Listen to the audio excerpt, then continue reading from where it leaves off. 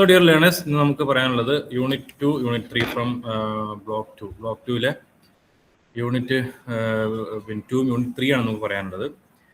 അപ്പോൾ നമുക്ക് അറിയുന്ന വിഷയങ്ങൾ തന്നെയാണ്. അതുകൊണ്ട് ഞാൻ കുറച്ചും കൂടി ഒരു സ്പീഡിലായിരിക്കും പറയാം. മനസ്സിലാവാത്ത നിങ്ങൾ നോട്ട് ചെയ്ത് വെക്കേണ്ട, അവസാനം ചോദിച്ചാൽ മതി. അപ്പോൾ നമ്മുടെ രണ്ടാമത്തെ യൂണിറ്റ് മാർക്സിസ്റ്റ് പെർസ്പെക്റ്റീവ് ആണ്. നിങ്ങൾക്കറിയാം എന്താണ് മാർക്സിസ്റ്റ് പെർസ്പെക്റ്റീവ് എന്നൊക്കെ നിങ്ങൾ സെക്കൻഡ് സെമസ്റ്റർ മുതലൊക്കെ പഠിക്കുന്നതാണ്. ഞാൻ പറയുന്നത് വ്യക്തമായി കേൾക്കുന്നുണ്ടല്ലോ അല്ലേ? സ്ക്രീനും കാണുന്നുണ്ടല്ലോ? ഓക്കെ, സ്ക്രീന് വ്യക്തമായി കാണുന്നുണ്ട്. അതുപോലെ തന്നെ ഞാൻ പറയുന്നത് വ്യക്തമായി കേൾക്കാനും കഴിയുന്നുണ്ട് അല്ലേ? കാണാം സർ. ഓക്കെ. അപ്പൊ മാർക്സിസ്റ്റ് പെർസ്പെക്റ്റീവ് ആണ് നമുക്കൊന്ന് പറയാനുള്ളത്. നമുക്കറിയാം മാർക്സിസ്റ്റ് പെർസ്പെക്റ്റീവ് നിങ്ങൾ സെക്കൻഡ് സെമസ്റ്റർ മുതൽ പഠിക്കുന്നതാണ്. നമ്മുടെ സോഷ്യോളജിയിൽ വളരെയധികം പ്രാധാന്യം അർഹിക്കുന്ന ഒരു സോഷ്യോളജിസ്റ്റാണ് കാർൽ മാർക്സ്. അദ്ദേഹത്തിന്റെ വർഗ സിദ്ധാന്തം ഒക്കെ നമുക്ക് അറിയാവുന്ന വിഷയമാണ്. അപ്പോൾ കാർൽ മാർക്സ് നമുക്കറിയാം ജർമ്മനിയിൽ ജനിച്ച് പിന്നീട് അദ്ദേഹം ഒരു സോഷ്യൽ ഫിലോസഫർ അല്ലെങ്കിൽ ഒരു സൈദ്ധാന്തികൻ എന്ന നിലയ്ക്ക് മാത്രമല്ല, അദ്ദേഹം ഒരു പൊളിറ്റിക്കൽ ആക്ടിവിസ്റ്റ് ആയിരുന്നു എന്നുള്ളത് കൂടിയാണ്. വെറും കാര്യങ്ങൾ പഠിക്കാൻ, മനസ്സിലാക്കുക, അതിനെക്കുറിച്ച് ഇങ്ങനെ സിദ്ധാന്തങ്ങൾ അവതരിപ്പിക്കുക എന്നത് മാത്രമല്ല, വളരെ ആക്റ്റീവായിട്ട് കമ്മ്യൂണിസ്റ്റ് പാർട്ടിയിൽ പ്രവർത്തിക്കുകയും അതിന്റെ അതിനുവേണ്ടി കമ്മ്യൂണിസ്റ്റ് മാനിഫെസ്റ്റോ എഴുതുകയും അതിന്റെ പേരിൽ അദ്ദേഹത്തിന് ഒരുപാട് ഭരണകൂടങ്ങൾക്ക് എതിരെ നിൽക്കേണ്ടി വരികയും അതിന്റെ ഭാഗമായിട്ട് അദ്ദേഹം ജർമ്മനിയിൽ നിന്നും പിന്നെ ഫ്രാൻസിലേക്ക് പോകേണ്ടി വരികയും അവിടെ നിന്ന് പിന്നെ മറ്റു പല രാജ്യങ്ങളിലേക്ക് പോകേണ്ടി വന്നു. അവസാനം പിന്നെ അദ്ദേഹത്തിന്റെ ടോംബ് നമുക്ക് കാണാൻ കഴിയുന്നത് ലണ്ടനിലാണ്. അപ്പം അദ്ദേഹത്തിന്റെ ഒരു സഞ്ചാരം അതെന്ന് പറയുന്നത് സ്വാഭാവികമായും ഭരണകൂടത്തിനെതിരെ അല്ലെങ്കിൽ തൊഴിലാളികൾക്ക് അനുകൂലമായ നിലപാട് സ്വീകരിക്കുമ്പോൾ സ്വാഭാവികമായിട്ടും അദ്ദേഹം അനുഭവിക്കുന്ന ഒരു വേട്ടയാടലുകൾ അദ്ദേഹത്തിന്റെ ജീവിതത്തിലും കാണാൻ കഴിയും. ഞാനിത് പറയാൻ കാരണം എന്താ വെച്ച് കഴിഞ്ഞാൽ, വെറും ഒരു സൈദ്ധാന്തികനായി മാത്രം നിൽക്കാതെ എങ്ങനെയാണ് നിങ്ങൾക്ക് ജസ്റ്റ് ഇമാജിൻ ചെയ്യാൻ കഴിയുമോ ഒരു സോഷ്യോളജിസ്റ്റ്, അല്ലെങ്കിൽ നമ്മളൊക്കെ വളരെ ബഹുമാനിക്കുന്ന ഒരു സോഷ്യോളജിസ്റ്റ് വെറും ഇങ്ങനെ ക്ലാസ് റൂമിൽ അല്ലെങ്കിൽ യൂണിവേഴ്സിറ്റി അക്കാദമിക് മുറിയിൽ ഇരുന്നു കൊണ്ട് ഇങ്ങനെ സിദ്ധാന്തങ്ങൾ എഴുതുന്നത് ഒഴിവാക്കിയിട്ട് പ്രവർത്തനത്തിലേക്ക് വരുന്ന ഒരു ആക്ടിവിസ്റ്റ്. അപ്പൊ അതുകൊണ്ട് പലതരത്തിൽ നമുക്ക് കാർൽ മാർക്സിനെ മനസ്സിലാക്കാം. ആ വിശദാംശങ്ങളിലേക്ക് ഞാൻ പോകുന്നില്ല, നമ്മളെ ഒരു ഉദ്ദേശം അതല്ല. സ്വാഭാവികമായിട്ടും ആ മാർക്സിസ്റ്റ് മെത്തേഡ് എന്ന് പറയുന്നത് ലോകത്ത് പല മേഖലകളിലും വളരെ വലിയ രീതിയിൽ സ്വാധീനിച്ചിട്ടുണ്ട്. നമ്മുടെ മനുഷ്യ ചരിത്രത്തെ തന്നെ വളരെയധികം സ്വാധീനിച്ച ഒരു നോട്ടബിൾ ആയിട്ടുള്ള നിങ്ങളൊരു 3 അല്ലെങ്കിൽ 5 തിയററ്റിക്കൽ ഫ്രെയിംവർക്ക് അല്ലെങ്കിൽ എന്താണെന്ന് ചോദിച്ചു കഴിഞ്ഞാൽ നമുക്ക് പറയാൻ കഴിയുന്ന ഒന്നാണ് മാർക്സിസം എന്നുള്ളത്. കാരണം അത് എല്ലാ മേഖലയിലും, അത് സോഷ്യോളജിയിലാണെങ്കിലും ആന്ത്രോപോളജിയിലാണെങ്കിലും ഇക്കണോമിക്സിലാണെങ്കിലും പൊളിറ്റിക്കൽ സയൻസിലാണെങ്കിലും സൈക്കോളജിയിലാണെങ്കിലും ഒക്കെ എല്ലാ മേഖലയിലും അവരുടെ ചിന്താധാരകളെ അല്ലെങ്കിൽ അവരുടെ ഒരു പെർസ്പെക്റ്റീവുകളെ വളരെയധികം സ്വാധീനിക്കുകയും മാറ്റങ്ങൾ വരുത്തുകയും ചെയ്തിട്ടുള്ള ഒരു തിയററ്റിക്കൽ ഫ്രെയിംവർക്ക് അല്ലെങ്കിൽ സൈദ്ധാന്തിക ചട്ടക്കൂടാണ് യഥാർത്ഥത്തിൽ മാർക്സ് എന്ന് പറയുന്നത്. അതിൽ പറയുകയാണെങ്കിൽ നമുക്ക് ഒരുപാട് പറയേണ്ടി വരും, അതിലേക്കും ഞാൻ പോകുന്നില്ല. എന്തായാലും ഒരു ക്ലാസ് ബേസ്ഡ് ആയിട്ടുള്ള ഒരു വർഗാടിസ്ഥാനത്തിലുള്ള കാര്യങ്ങളെ സമൂഹത്തെ വിലയിരുത്തുന്ന വളരെ ശാസ്ത്രീയമായിട്ടുള്ള ഒരു പെർസ്പെക്റ്റീവാണ് മാർക്സിസ്റ്റ് പെർസ്പെക്റ്റീവ് എന്ന് പറയുന്നത്. അപ്പോൾ നമുക്കറിയാം അതിൽ ഏറ്റവും പ്രധാനമായിട്ട് കാർൽ മാർക്സിന്റെയും ഫ്രെഡറിക് എംഗൽസ്, അദ്ദേഹത്തിന് സന്തത സഹചാരിയായിരുന്ന ഫ്രെഡറിക് എംഗൽസ് ആണ് അദ്ദേഹത്തിന് കൂടെ നിന്നുകൊണ്ട് വളരെയധികം സപ്പോർട്ട് കൊടുക്കുകയും എല്ലാവിധത്തിലുമുള്ള സാമ്പത്തികമായിട്ടും ആശയപരമായിട്ടുമുള്ള ഒരു സഹൃദയത്തെയും അതുപോലെ തന്നെ ഫ്രണ്ട്ഷിപ്പും കൊടുത്തിട്ടുള്ള ഒരു വ്യക്തിയാണ് ഫ്രെഡറിക് എംഗൽസ്. ആ ഫ്രെഡറിക് എംഗൽസുമായിട്ടുള്ള അദ്ദേഹത്തിന്റെ മീറ്റിംഗ് ആണ് യഥാർത്ഥത്തിൽ അദ്ദേഹത്തിന്റെ ജീവിതത്തിൽ തന്നെ വലിയ ഒരു ടേണിംഗ് പോയിന്റ് ആയിട്ട് മാറിയത് നമുക്ക് കാണാൻ കഴിയും. കാരണം കാർൽ മാർക്സ് പൊതുവെ വ്യക്തിപരമായിട്ട് വളരെ പാവപ്പെട്ട ഒരു രീതിയിൽ വളർന്നിട്ടുള്ള ഒരു വ്യക്തിയാണ്. അപ്പോൾ അതുകൊണ്ട് അദ്ദേഹത്തിന് വേണ്ട സപ്പോർട്ട് കൊടുക്കുന്നത് വളരെയധികം കുറച്ചുകൂടി വെൽ ഓഫ് ആയിട്ടുള്ള ഒരു പണക്കാരനായിട്ടുള്ള ഫ്രെഡറിക് എംഗൽസ്, കാരണം അദ്ദേഹത്തിന്റെ ഒരു പരമ്പരാഗത സ്വത്ത് അദ്ദേഹത്തിനുണ്ടായിരുന്നു. അപ്പൊ അതൊക്കെ കാർൽ മാർക്സിന്റെ ആശയപരമായിട്ടുള്ള വളർച്ചയ്ക്കും അതുപോലെ തന്നെ അദ്ദേഹത്തിന്റെ പ്രവർത്തനങ്ങൾക്കും വേണ്ടി നീക്കിവെക്കാൻ ഫ്രെഡറിക് എംഗൽസ് തയ്യാറായി. മാത്രമല്ല അവര് കൊളാബറേറ്റ് ചെയ്തുകൊണ്ട് തന്നെ ഒരുപാട് വർക്കുകൾ പബ്ലിഷ് ചെയ്തിട്ടുണ്ട്. എന്തായാലും അതിലേക്ക് പറയുകയാണെങ്കിൽ നമുക്ക് ഒരുപാട് സമയമെടുക്കും, ഞാൻ അതിലേക്കൊന്നും പോകുന്നില്ല. നമുക്ക് വേറൊരു അവസരത്തിൽ വേണമെങ്കിൽ നമുക്ക് മാർക്സത്തെ കുറിച്ച് മാത്രം നമുക്ക് ഇതിന്റെ ഈ എക്സാമുമായി ബന്ധപ്പെട്ടതല്ല, അല്ലാതെ താല്പര്യമുള്ളവർക്ക് നമുക്ക് ഒരുമിച്ച് കൂടിയിരുന്ന് ഇത്തരം വിഷയങ്ങൾ ഡിസ്കസ് ചെയ്യാൻ നമുക്ക് ഡിസ്കസ് ചെയ്യേണ്ട ഒരു വിഷയമാണ്. എന്തായാലും നമുക്കറിയാം ഒരു സമൂഹത്തിലെ സാമ്പത്തികമായിട്ടുള്ള ഭൗതികമായ കാര്യങ്ങൾക്ക് കൂടുതൽ ഫോക്കസ് ചെയ്യുന്ന അല്ലെങ്കിൽ ഭൗതികമായിട്ടുള്ള ഇക്കണോമിക് സ്ട്രക്ചർ, സാമ്പത്തിക ഘടനയ്ക്ക് കൂടുതൽ പ്രാധാന്യം കൊടുക്കുന്ന തരത്തിലുള്ള ഒരു പെർസ്പെക്റ്റീവാണ് കാർൽ മാർക്സ് എന്ന് പറയുന്നത്. കാരണം മാർക്സിസ്റ്റിനെ സംബന്ധിച്ചിടത്തോളം സമൂഹത്തെക്കുറിച്ച് അവർ നോക്കുന്നത് അതിന്റെ ഭൗതികമായ സാഹചര്യങ്ങളിലേക്ക് മാത്രമാണ്. അതുപോലെ തന്നെ അവരുടെ വർഗ സംഘടനകൾ, തൊഴിലാളികൾ, മുതലാളികൾ എന്നൊക്കെ പറയുന്ന വർഗ്ഗങ്ങൾ, ആ വർഗ്ഗങ്ങൾ തമ്മിലുള്ള സംഘടനമാണ് അവർ ഫോക്കസ് ചെയ്യുന്നത്. അപ്പോൾ ഈ വർഗ്ഗങ്ങളും ഈ വർഗ്ഗങ്ങൾ തമ്മിലുള്ള സംഘടനത്തിലൂടെയാണ് സാമൂഹിക മാറ്റം, സോഷ്യൽ ചേഞ്ച് ഉണ്ടാവുന്നത് എന്നാണ് അവരുടെ അണ്ടർസ്റ്റാൻഡിങ് എന്ന് പറയുന്നത്. എല്ലാ കാര്യങ്ങളും മാറിക്കൊണ്ടിരിക്കും. മാറാത്ത ഒന്നേ ഉള്ളൂ മാറ്റം, നമുക്കറിയാലോ. മാറ്റമില്ലാത്ത ഒന്നേ ഉള്ളൂ മാറ്റം എന്നൊക്കെ പറയാം. അതുപോലെ തന്നെ വൈരുദ്ധ്യാധിഷ്ഠിത ഭൗതികവാദം എന്നൊക്കെയാണ് അവരുടെ ഒരു ബേസിക് പ്രിൻസിപ്പിൾ എന്ന് പറയുന്നത്, കാർൽ മാർക്സിന്റെ പ്രിൻസിപ്പിൾ. ഓക്കെ, കാര്യങ്ങളിലൊക്കെ ലോകത്ത് നമ്മളിങ്ങനെ എന്താണ് വൈരുദ്ധ്യങ്ങളെ കാണുക. ഇനിയിപ്പോൾ പോസിറ്റീവ് നെഗറ്റീവ് എന്നൊക്കെ പറയുന്ന പോലെ പിന്നെ എന്താണ്, ഒരു സിനിമയിൽ ഒരു നായകൻ ഉണ്ടെങ്കിൽ അതിന് വില്ലൻ ഉണ്ടാവാന്ന് പറയില്ലേ, എന്ന പോലെ തന്നെ എന്താണ് ഒരു പോസിറ്റീവ് എല്ലാം വൈരുദ്ധ്യത്തിൽ, ആ വൈരുദ്ധ്യങ്ങൾ തമ്മിലുള്ള സംഘടനത്തിലൂടെ പുതിയ മാറ്റം ഉണ്ടാവുകയും അത് പിന്നെ അതിന്റെ ഒരു എതിരാളി ഉണ്ടാവുകയും അങ്ങനെയാണ് സമൂഹം മുന്നോട്ട് പോകുന്നത്, സോഷ്യൽ ചേഞ്ച് ഉണ്ടാവുന്നത് എന്ന രീതിയിൽ. അപ്പൊ ഇങ്ങനെ തന്നെയാണ് ചരിത്രത്തിൽ സംഭവിച്ചത്. ചരിത്രത്തിലും ഈ രൂപത്തിൽ തന്നെയാണ്. പണ്ട് മുതലേ വർഗ്ഗങ്ങൾ ഉണ്ടായിരുന്നു, വർഗ്ഗങ്ങൾ തമ്മിൽ സംഘടനകൾ ഉണ്ടായി, അങ്ങനെ പുതിയ വർഗം ഉണ്ടായി, പിന്നീട് അതിനെതിരെ മറ്റൊരു വർഗം ഉണ്ടായി, അങ്ങനെ ഒരു സംഘടന ഉണ്ടായി. അങ്ങനെയാണ് സമൂഹത്തിന്റെ ചരിത്രം ഉണ്ടായിട്ടുള്ളത്. ഓക്കെ, ഇപ്പൊ ഈ രീതിയിൽ അപ്പൊ ഈ ചരിത്രം എന്ന് പറഞ്ഞാൽ ഇപ്പൊ വർഗ സംഘടന എന്തുകൊണ്ടാണ് ഉണ്ടാവുന്നത്? ആ വർഗ സംഘടനകളുടെ ഭൗതിക താല്പര്യങ്ങൾ വ്യത്യസ്തമായത് കൊണ്ടാണ്. കാരണം എപ്പോഴും ഈ ചൂഷണം ചെയ്യുന്ന വർഗത്തിന് എപ്പോഴും താല്പര്യം ഇവരെപ്പോഴും ചൂഷണം ചെയ്തുകൊണ്ട് അവരുടെ ലാഭം ഉണ്ടാക്കുക എന്നായിരിക്കും. എന്നാൽ ചൂഷണം ചെയ്യപ്പെടുന്നവരുടെ താല്പര്യമോ തങ്ങളുടെ അവസ്ഥകൾ മാറണം, തങ്ങളുടെ അവസ്ഥകൾ ഒന്നുകൂടി മെച്ചപ്പെടണം, അതുകൊണ്ട് ഞങ്ങളെ ചൂഷണം ചെയ്യുന്ന ആളുകൾക്കെതിരെ എതിർക്കണം, അങ്ങനെ അതിനെതിരെ അവർ വിപ്ലവം നയിക്കും, സ്വാഭാവികമായിട്ട് പ്രശ്നമുണ്ടാവും, അങ്ങനെ ഒരു വർഗ സംഘടന ഉണ്ടാവും, അങ്ങനെ മാറ്റം.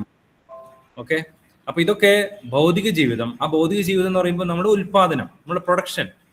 പണ്ടൊക്കെ ആളുകൾ പ്രൊഡ്യൂസ് ചെയ്തിരുന്ന അവരുടെ ആവശ്യങ്ങൾക്ക് വേണ്ടിയായിരുന്നു. വസ്ത്രം, അതുപോലെ തന്നെ ഭക്ഷണം പ്രൊഡ്യൂസ് ചെയ്യുക, അതുപോലെ വീട് ഉണ്ടാക്കുക, ഇതിനൊക്കെ വേണ്ടിയായിരുന്നു പണ്ട് പ്രൊഡ്യൂസ് ചെയ്തിരുന്നത്, ഉൽപ്പാദിപ്പിച്ചിരുന്നത്. പക്ഷെ പിന്നീട് മറ്റാർക്കോ വേണ്ടിയിട്ട് പ്രൊഡ്യൂസ് ചെയ്യാൻ തുടങ്ങി. അതായത് മുതലാളിമാർക്ക് വേണ്ടി പ്രൊഡ്യൂസ് ചെയ്യാൻ തുടങ്ങി. ഞാൻ പ്രൊഡ്യൂസ് ചെയ്ത സാധനം എനിക്ക് തന്നെ ലഭിക്കാതെയായി, ഞാനുമായിട്ട് ഒരു ബന്ധവുമില്ലാത്ത ഒരു പ്രൊഡക്ഷന് വേണ്ടി ഞാൻ നിലകൊള്ളേണ്ടി വരുന്നു.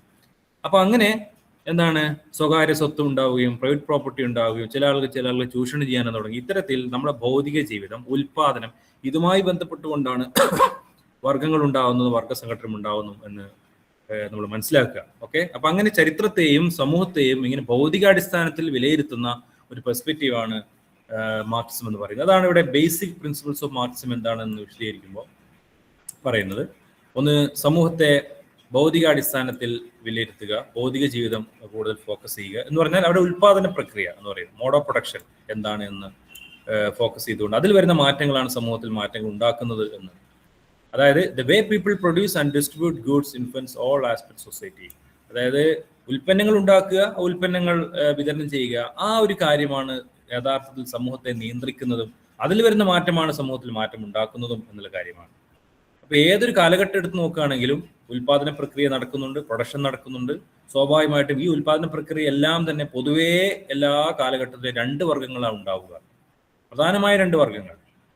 ഓക്കെ, ഒന്ന് ഉള്ളവനും ഇല്ലാത്തവനും എന്ന് നമുക്ക് കാണാം, ഹാവ്സ് ആൻഡ് ഹാവ് നോട്ട്സ്. അതായത് ഈ മോഡ്സ് ഓഫ് പ്രൊഡക്ഷൻ അല്ലെങ്കിൽ എന്താണ് മീൻസ് ഓഫ് പ്രൊഡക്ഷൻ, നമ്മുടെ ഒരു ഉൽപാദനത്തിന് ആവശ്യമായിട്ടുള്ള സാധനം. ഇപ്പോൾ നമ്മൾ പാടത്ത് കൃഷി ഇറക്കുകയാണെങ്കിൽ എന്താണ്, ഭൂമി ഒരു ഉൽപാദന വസ്തുവാണ്. അതിൽ നമ്മൾ ഉപയോഗിക്കുന്ന ആയുധങ്ങൾ, അല്ലെ, കലപ്പ പോലത്തെ സംഗതികളൊക്കെ നമ്മൾ മീൻസ് ഓഫ് പ്രൊഡക്ഷൻ ആണ്. അപ്പൊ മീൻസ് ഓഫ് പ്രൊഡക്ഷൻ സ്വന്തമായുള്ളവനും അതില്ലാത്തവനും.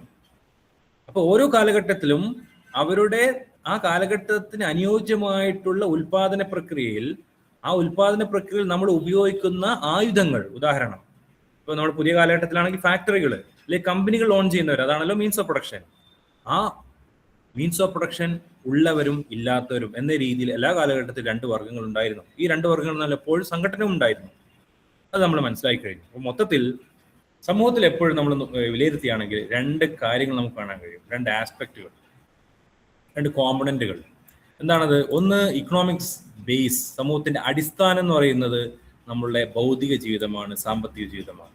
അപ്പോൾ അവിടെ എന്തൊക്കെ വരും? നമ്മളെ ഭൂമി വരും, ഫാക്ടറികൾ വരും, മെഷീനറികൾ വരും, മെഷീൻസ് വരും, ടെക്നോളജി വരും, അതുപോലെ തന്നെ ഉൽപാദനവുമായി ബന്ധപ്പെട്ട നമ്മളെ ബന്ധങ്ങൾ, തൊഴിലാളിയും പിന്നെ മുതലാളിയും തമ്മിലുള്ള ബന്ധം, ഭൂവുടമയും കർഷകനും തമ്മിലുള്ള ബന്ധം, അതുപോലെ തന്നെ ഓണർഷിപ്പുമായി ബന്ധപ്പെട്ട പാറ്റേണുകളൊക്കെ നമ്മളുടെ ബേസിൽ വരുന്ന കാര്യങ്ങൾ. അതായത് സാമ്പത്തികമായ ഭൗതിക ജീവിതവുമായി ബന്ധപ്പെട്ട, അതാണ് ശരിക്കും ബേസ് എന്ന് പറയുന്നത്. ഇതിനാൽ അതിന് പുറത്തുള്ള ഉപരിഘടന, സൂപ്പർ സ്ട്രക്ചർ, ഉപരിഘടന മാത്രമാണ് ഈ മതവും വിദ്യാഭ്യാസവും നിയമങ്ങളും രാഷ്ട്രീയവും കുടുംബം, സംസ്കാരം, ഐഡിയോളജി എന്നൊക്കെ പറയുന്നത് വെറും ഉപരിഘടന മാത്രമാണ്. യഥാർത്ഥത്തിൽ ഈ ഭൗതിക ജീവിതമാണ്, ഈ ബേസ് ആണ് എന്ത് ചെയ്യുന്നത്, സൂപ്പർ സ്ട്രക്ചറിനെ നിയന്ത്രിക്കുന്നത് എന്ന് മനസ്സിലാക്കുക. അപ്പൊ രണ്ട് കാര്യങ്ങളാണ്, ഒന്ന് ബേസും മറ്റൊന്ന് സൂപ്പർ സ്ട്രക്ചറും. നമ്മുടെ ഭൗതിക ജീവിതം നമ്മുടെ പിന്നെ സാമ്പത്തിക ജീവിതം അതാണ് അടിസ്ഥാനം. ഈ അടിസ്ഥാനമാണ് മറ്റെല്ലാത്തിനെയും കൺട്രോൾ ചെയ്യുന്നത്. നമ്മുടെ ഓരോ സമൂഹത്തിലും ഓരോ കാലഘട്ടം, ഞാൻ നേരത്തെ പറഞ്ഞ ഓരോ കാലഘട്ടത്തിലും ഉൽപാദന പ്രക്രിയ ഉണ്ടായിരുന്നു. ആ ഉൽപാദന പ്രക്രിയയും അതുമായി ബന്ധപ്പെട്ട ജീവിതം, അതാണ് അവരുടെ ബേസ്. അതിനനുസരിച്ചാണ് അവരുടെ മതവിശ്വാസങ്ങളും മറ്റു കാര്യങ്ങളൊക്കെ ഉണ്ടായിരുന്നത്. അതാണ് മാർക്സിന്റെ ഒരു അനാലിസിസ് എന്ന് പറയുന്നത്. ഓക്കെ, അവരുടെ സാമ്പത്തിക ജീവിതമാണ് എല്ലാത്തിനെയും നിയന്ത്രിക്കുന്നത്. ഓക്കെ, അപ്പോൾ ചില സമൂഹത്തിൽ ചില വിശ്വാസങ്ങൾ ഉണ്ടാകും. എന്താണ്, അവരുടെ ആ ഒരു സാമ്പത്തിക ജീവിതത്തിനെ അടിസ്ഥാനപ്പെടുത്തിയായിരിക്കും ആ വിശ്വാസം ഉണ്ടായിട്ടുണ്ടാവുക. അല്ലാതെ മതവിശ്വാസം നമ്മളുടെ മറ്റു കാര്യങ്ങളെ നിയന്ത്രിക്കുക എന്നതിനപ്പുറത്തേക്ക് സാമ്പത്തിക ജീവിതമാണ് മറ്റെല്ലാത്തിനെയും ഡിറ്റർമൈൻ ചെയ്യുന്നത് എന്നാണ് മാർക്സ് പറയുന്നത്. അതാണ് ഇവിടെ പറയുന്നത്. The economic base shapes super structure.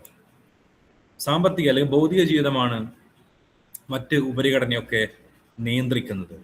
Okay, അപ്പോൾ അത് മാർക്സിസ്റ്റ് പെർസ്പെക്റ്റീവ് എന്താണെന്നുള്ള ഒരു ബേസിക്കായി നമ്മൾ മനസ്സിലാക്കി. അപ്പോൾ ഇന്ത്യയിലും ഇതുപോലെ തന്നെ ഈ മാർക്സിസ്റ്റ് മെത്തേഡ് അപ്ലൈ ചെയ്തുകൊണ്ട് പഠിച്ചിട്ടുള്ള ഒരുപാട് മാർക്സിസ്റ്റ് സ്കോളേഴ്സ് ഉണ്ട്. DP Mukherjee, DD Kosambi, AR Desai, PC Joshi, Ramakrishna Mukherjee ഒക്കെ അതിൽപ്പെട്ട ചില പേരുകളാണ്. അപ്പോൾ അവരൊക്കെ ഇന്ത്യൻ സമൂഹത്തെക്കുറിച്ച് പഠിക്കാൻ ശ്രമിച്ചിട്ടുള്ളത് ഞാൻ നേരത്തെ പറഞ്ഞ ഒരു വൈരുദ്ധ്യാധിഷ്ഠിത ചരിത്രവാദം, വൈരുദ്ധ്യത്തിൽ അധിഷ്ഠിതമായിട്ടുള്ള ലോകം, ആ വൈരുദ്ധ്യങ്ങൾ തമ്മിലുള്ള സംഘടനത്തിലൂടെ മുന്നോട്ട് പോകുന്നു, അങ്ങനെ ചരിത്രം ഉണ്ടാകുന്നു. ആ രീതിയിൽ വൈരുദ്ധ്യാധിഷ്ഠിത ചരിത്രവാദം, ഡയലക്റ്റിക്കൽ ഹിസ്റ്റോറിക്കൽ മെത്തേഡിലൂടെയാണ് ഇവരൊക്കെ ഇന്ത്യൻ സമൂഹത്തെക്കുറിച്ച് പഠിച്ചത്. അങ്ങനെ പഠിച്ചിട്ടുള്ള പ്രധാനപ്പെട്ട ഒരു സ്കോളറാണ് നമ്മുടെ അക്ഷയ് രമൻലാൽ ദേശായി എന്ന് പറയുന്ന AR ദേശായി. ഓക്കെ, അപ്പൊ അദ്ദേഹത്തിന്റെ ജീവിതത്തിലേക്ക് വരികയാണെങ്കിൽ അദ്ദേഹം ഇന്ത്യയിൽ മാർക്സിസ്റ്റ് മെത്തേഡിലൂടെ സമൂഹത്തെ പഠിച്ചിട്ടുള്ള ഒരു പ്രധാനപ്പെട്ട മാർക്സിസ്റ്റ് സോഷ്യോളജിസ്റ്റ് ആണ്. അദ്ദേഹം മാർക്സിസ്റ്റ് സോഷ്യോളജിസ്റ്റ് എന്ന് മാത്രമല്ല, ആ മാർക്സിസത്തോട് വളരെ ജീവിതത്തിൽ ഉടനീളം അതിനോട് കമ്മിറ്റഡായി നിന്നുകൊണ്ട് പ്രവർത്തിച്ചിട്ടുള്ള വ്യക്തിയാണ്. അദ്ദേഹം കമ്മ്യൂണിസ്റ്റ് പാർട്ടി ഓഫ് ഇന്ത്യയിൽ അസോസിയേറ്റ് ചെയ്ത് പ്രവർത്തിച്ചിരുന്നു. അദ്ദേഹത്തിന്റെ ആ ഒരു പ്രവർത്തനമല്ല, അദ്ദേഹത്തിന് ബൗദ്ധികമായിട്ടുള്ള ഒരു കമ്മിറ്റ്മെന്റ് മാർക്സിസത്തോട് അദ്ദേഹത്തിന്റെ ജീവിതാന്ത്യം വരെ അദ്ദേഹം അത് മെയിൻറ്റെയിൻ ചെയ്തു, അത് കൊണ്ടുപോയി എന്നുള്ളതാണ്. അദ്ദേഹത്തിന് അക്കാഡമിക് കരിയർ എടുക്കുകയാണെങ്കിൽ അദ്ദേഹം യൂണിവേഴ്സിറ്റി ഓഫ് ബോംബെയിലാണ് പഠനമൊക്കെ നടത്തിയിട്ടുള്ളത്. പിന്നീട് അദ്ദേഹം അവിടെ തന്നെ Indian council of social science research ICSSR-ൽ സീനിയർ ഫെല്ലോ ആയിട്ടും നാഷണൽ ഫെല്ലോ ആയിട്ടൊക്കെ വർക്ക് ചെയ്യുന്നു. ഒരുപാട് ഇന്ത്യൻ സോഷ്യോളജി സൊസൈറ്റിയുടെ പ്രസിഡന്റ് ആയിരുന്നു, ഗുജറാത്ത് സോഷ്യോളജി സൊസൈറ്റിയുടെ പ്രസിഡന്റ്, അങ്ങനെ ഒരുപാട് പൊസിഷൻ അദ്ദേഹം വഹിച്ചിട്ടുണ്ട്. അദ്ദേഹത്തെ സ്വാധീനിച്ചിൽ പ്രധാനപ്പെട്ട ചില thinkers Karl Marx, Friedrich Engels, Leon Trotsky, അത് റഷ്യൻ മാർക്സിസ്റ്റ് ആണ്. പ്രധാനമായിട്ടും ഈ മൂന്ന് ചിന്തകരാണ് അദ്ദേഹത്തിന്റെ ചിന്തകളെ സ്വാധീനിച്ചിട്ടുള്ളത്. അദ്ദേഹം കാര്യമായി പഠിച്ചിട്ടുള്ളത് ഞാൻ നേരത്തെ പറഞ്ഞ തന്നെ historical materialism, dialectical materialism, Indian സമൂഹത്തെ കുറിച്ച് ഒരു വർഗാടിസ്ഥാനത്തിൽ പഠിക്കുക. വർഗാടിസ്ഥാനം എന്ന് പറഞ്ഞാൽ വർഗാടിസ്ഥാനത്തിൽ പഠിക്കുക എന്ന് പറഞ്ഞാൽ എന്താ, അതായത് നമ്മുടെ തൊഴിലാളി, മുതലാളി, അങ്ങനെയുള്ള വർഗ്ഗങ്ങൾ, ആ രീതിയിൽ കാര്യങ്ങൾ പഠിക്കുക. ഇന്ത്യയിൽ എങ്ങനെയാണ് മുതലാളിത്തം ഡെവലപ്പ് ചെയ്ത് ഇതൊക്കെ പഠിക്കുക എന്നാണ് അദ്ദേഹം ചെയ്തത്. ഓക്കെ, മാർക്സിസ്റ്റ് പെർസ്പെക്റ്റീവ് എന്താണ് നമ്മൾ നേരത്തെ പറഞ്ഞു കഴിഞ്ഞു, ഇതൊക്കെ കാര്യങ്ങൾ പറഞ്ഞതാണ്. അപ്പോൾ AR ദേശായിയുടെ കോൺട്രിബ്യൂഷൻസ് എന്തൊക്കെയാണ്, അദ്ദേഹത്തിന്റെ സംഭാവനകൾ. അദ്ദേഹം ഞാൻ നേരത്തെ പറഞ്ഞു വളരെയധികം മാർക്സിസ്റ്റ് സോഷ്യോളജി വളരെയധികം ഡെവലപ്പ് ചെയ്തിട്ടുള്ള ഒരു സ്കോളറാണ്. അദ്ദേഹത്തിന്റെ പഠന മേഖല എന്ന് പറയുന്നത് ഏതൊക്കെയാണ്, നാഷണലിസം, ദേശീയത എങ്ങനെ ഇന്ത്യയിൽ വന്നു, അതുപോലെ തന്നെ റൂറൽ സൊസൈറ്റിയെ കുറിച്ച്, അതുകൊണ്ടാണ് നമ്മളിവിടെ പഠിക്കുന്നത്, ഗ്രാമീണ സമൂഹങ്ങളെ കുറിച്ച്, നഗരവൽക്കരണം എങ്ങനെ നടന്നു, അതുപോലെ തന്നെ കാർഷിക വിപ്ലവങ്ങളെക്കുറിച്ച്, കാർഷിക സമരങ്ങളെക്കുറിച്ച്, കമ്മ്യൂണിറ്റി ഡെവലപ്മെന്റിനെ കുറിച്ച്, വികസനത്തെക്കുറിച്ച്, സ്ലംസ്, ഈ ചേരികളെ കുറിച്ചും, അതുപോലെ തന്നെ രാഷ്ട്രവും ക്യാപിറ്റലിസം, മുതലാളിത്തത്തെ കുറിച്ചൊക്കെയാണ് അദ്ദേഹം പഠിച്ചിട്ടുള്ളത്. അപ്പോൾ ഞാൻ നേരത്തെ പറഞ്ഞ പോലെ തന്നെ ഇതുവരെ നമ്മൾ മനസ്സിലാക്കേണ്ട ഒരു കാര്യമുണ്ട്. നമ്മൾ സ്ട്രക്ചറൽ ഫങ്ഷനിസം, MN ശ്രീനിവാസിന്റെ ആ സാൻസ്ക്രിറ്റൈസേഷൻ, വെസ്റ്റേണൈസേഷൻ കാര്യങ്ങളൊക്കെ പഠിച്ചു.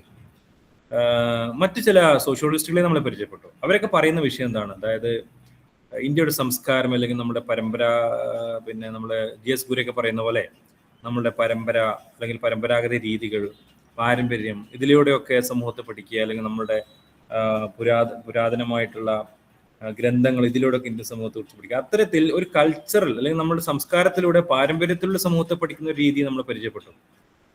പക്ഷെ അതൊക്കെ നമ്മൾ നേരത്തെ പറഞ്ഞു, മാർക്സിസ്റ്റ് മെത്തേഡ് എന്ന് പറഞ്ഞാൽ തന്നെ അതിന്റെ അർത്ഥം എന്താണ്, ഭൗതിക ജീവിതത്തിൽ കൂടുതൽ പ്രാധാന്യം കൊടുക്കുക, അല്ലെങ്കിൽ ഭൗതിക ജീവിതമാണ് മറ്റെല്ലാത്തിനെയും നിയന്ത്രിക്കുന്നത് എന്ന രീതിയിലാണ്. ഓക്കെ, മാത്രമല്ല നമ്മുടെ ബേസ് എന്ന് പറയുന്നത് നമ്മൾ ഇക്കണോമിക് സ്ട്രക്ചർ, സാമ്പത്തിക ഘടനയും ഭൗതിക ഘടനയും ഒക്കെയാണ് ബേസ് എന്ന് പറയുന്നത്. അതാണ് യഥാർത്ഥത്തിൽ മറ്റ് കൾച്ചർ ആണെങ്കിലും റിലീജിയൻ ആണെങ്കിലും അതൊക്കെ വെറും സൂപ്പർ സ്ട്രക്ചർ മാത്രമാണ്. അതിനെ ഡിറ്റർമൈൻ ചെയ്യുന്നത്, അതിനെ ഇൻഫ്ലുവൻസ് ചെയ്യുന്നത് യഥാർത്ഥത്തിൽ ബേസ് ആയിട്ടുള്ള സാമ്പത്തിക അല്ലെങ്കിൽ ഭൗതികമായിട്ടുള്ള ജീവിതമാണ്. അപ്പൊ ഇവിടെ അദ്ദേഹം ചെയ്യുന്നതും ആ രീതിയിലാണ്. AR ദേശായി ചെയ്യുന്നതും അത് തന്നെയാണ്.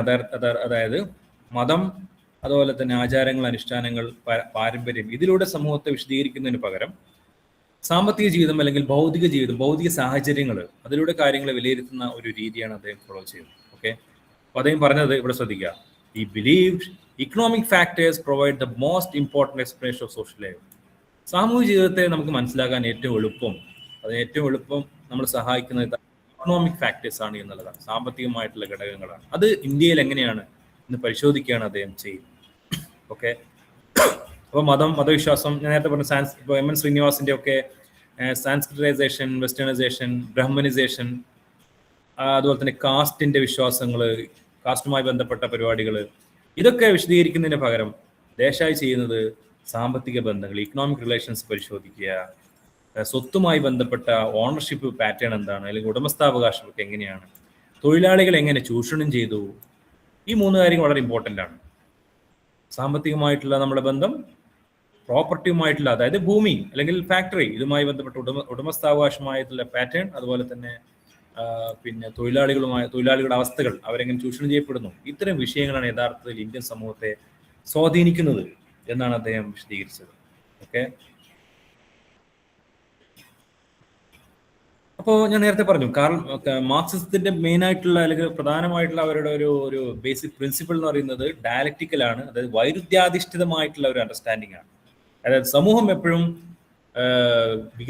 ഡെവലപ്പ് ചെയ്യുന്നത് പരസ്പര വൈരുദ്ധ്യങ്ങളിലൂടെയാണ്, പരസ്പരം കോൺഫ്ലിക്റ്റിലൂടെ. ഞാൻ നമ്മൾ ഇന്നലെ പരിചയപ്പെട്ട സ്ട്രക്ചറൽ ഫംഗ്ഷൻസിന് നേരെ എതിര്. കാരണം സ്ട്രക്ചറൽ ഫംഗ്ഷൻസ് നോക്കിയിരുന്ന എന്തായിരുന്നു, സമൂഹം എന്ന് പറയുന്ന ഒരു സിസ്റ്റമാണ്, ഒരു ഇന്റഗ്രേറ്റഡ് ഹോളാണ്, ഒരു കാറ് പോലെ, ഒരു ശരീരം പോലെ, പരസ്പരം പാർട്ടുകൾ കണക്റ്റഡ് ആയി നിൽക്കും, പരസ്പരം പാർട്ടുകൾ ഇന്റഗ്രേറ്റഡ് ആണ്. ഓരോ പാർട്ടും അതിന്റെ ഫംഗ്ഷൻ നിർവഹിക്കുമ്പോഴാണ് സിസ്റ്റം മുന്നോട്ട് പോകുന്നത്, പ്രശ്നങ്ങളെ പരിഹരിക്കപ്പെടും. ഇനി എന്തെങ്കിലും ഇപ്പൊ നമ്മളെ തലവേദനയോ അല്ലെങ്കിൽ കൈക്ക് എന്തെങ്കിലും പ്രശ്നങ്ങളോ അല്ലെങ്കിൽ കണ്ണിന് എന്തെങ്കിലും നമ്മൾ പെട്ടെന്ന് പരിഹാരം കണ്ട് നമ്മൾ ആ പ്രശ്നം പരിഹരിക്കും, കാരണം സിസ്റ്റം മുന്നോട്ട് പോകണമെങ്കിൽ. അപ്പൊ സിസ്റ്റത്തിന്റെ അല്ലെങ്കിൽ ഹോളിന്റെ അല്ലെങ്കിൽ നമ്മുടെ ശരീരത്തിന്റെ അല്ലെങ്കിൽ സൊസൈറ്റിയുടെ നിലനിൽപ്പ്, അതിന്റെ ഇന്റഗ്രേഷൻ, അതിന്റെ യോജിപ്പ്, ഇത് കാണുന്നവരാണ് സ്ട്രക്ചറൽ ഫംഗ്ഷൻസ്. എന്നാൽ മാർക്സിസ്റ്റുകൾ കാണുന്നത് വൈരുദ്ധ്യങ്ങളാണ്. അപ്പൊ വൈരുദ്ധ്യങ്ങൾ എന്ന് പറയുന്നത്, ഇപ്പം ഈ യോജിപ്പ്, ഇന്റഗ്രേഷൻ കാണുന്നതിന്റെ പകരം വൈരുദ്ധ്യങ്ങളെ കാണുന്നു. ആ വൈരുദ്ധ്യങ്ങൾ എന്ന് പറയുന്നത് സ്വാഭാവികമാണ്. പോസിറ്റീവ് എനർജി ഉണ്ടെങ്കിൽ നെഗറ്റീവ് എനർജി ഉണ്ടാവും, അത് സ്വാഭാവികമാണ്, അതൊരു പ്രശ്നമായി കാണേണ്ട ആവശ്യമില്ല. ഇത് നമ്മളുടെ സംഘടന എന്ന് പറയുന്നത് അതും സ്വാഭാവികമാണ്. അങ്ങനെ ഉണ്ടെങ്കിലേ എന്തെങ്കിലും മാറ്റം ഉണ്ടാവുള്ളൂ. ആ മാറ്റം എന്ന് പറയുന്നത് സ്വാഭാവിക പ്രക്രിയയാണ്, അത് ആർക്കും ഇടപെടാൻ കഴിയില്ല. നിങ്ങൾ ഇടപെട്ടാലും ഇടപെട്ടില്ലെങ്കിലും മാറ്റം കൂടിയേ തീരും, മാറ്റം ഉണ്ടാവുകയും ചെയ്യും. ഇത്തരത്തിൽ സമൂഹത്തെ വിലയിരുത്തുന്ന ഒരു പെർസ്പെക്റ്റീവാണ് മാർക്സിസ്റ്റ് പെർസ്പെക്റ്റീവ് എന്ന് പറയുന്നത് ഞാൻ നേരത്തെ പറഞ്ഞു. അപ്പൊ അതുകൊണ്ട് സമൂഹം മുന്നോട്ട് പോകുന്നത് പരസ്പര വൈരുദ്ധ്യങ്ങളിലൂടെയാണ്. വൈരുദ്ധ്യങ്ങളുടെ സംഘടനത്തിലൂടെ മാറ്റം ഉണ്ടായിക്കൊണ്ടേയിരിക്കും. കണ്ടിന്യൂസ് ചേഞ്ച് ആണ്, കണ്ടിന്യൂസ്ലി ഇറ്റ്സ് ചേഞ്ചിങ്. എപ്പോഴും ഞാൻ പറഞ്ഞല്ലോ, മാറ്റമില്ലാത്ത ഒന്നേ ഉള്ളൂ മാറ്റം, എപ്പോഴും മാറിക്കൊണ്ടിരിക്കും എന്നുള്ളതാണ്.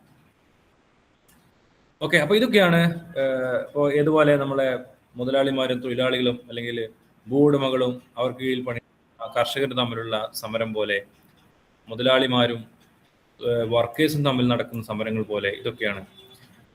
ഓക്കെ, അപ്പൊ അങ്ങനെ ആ രീതിയിൽ ഇപ്പോൾ ഇങ്ങനെ ഒരു വൈരുദ്ധ്യാധിഷ്ഠിത ഭൗതികവാദം ആ രീതിയിലൊക്കെ സമൂഹത്തെ വിലയിരുത്തുന്ന ഒരു പെർസ്പെക്റ്റീവാണ് AR ദേശായി മുന്നോട്ട് വെക്കുന്നത്.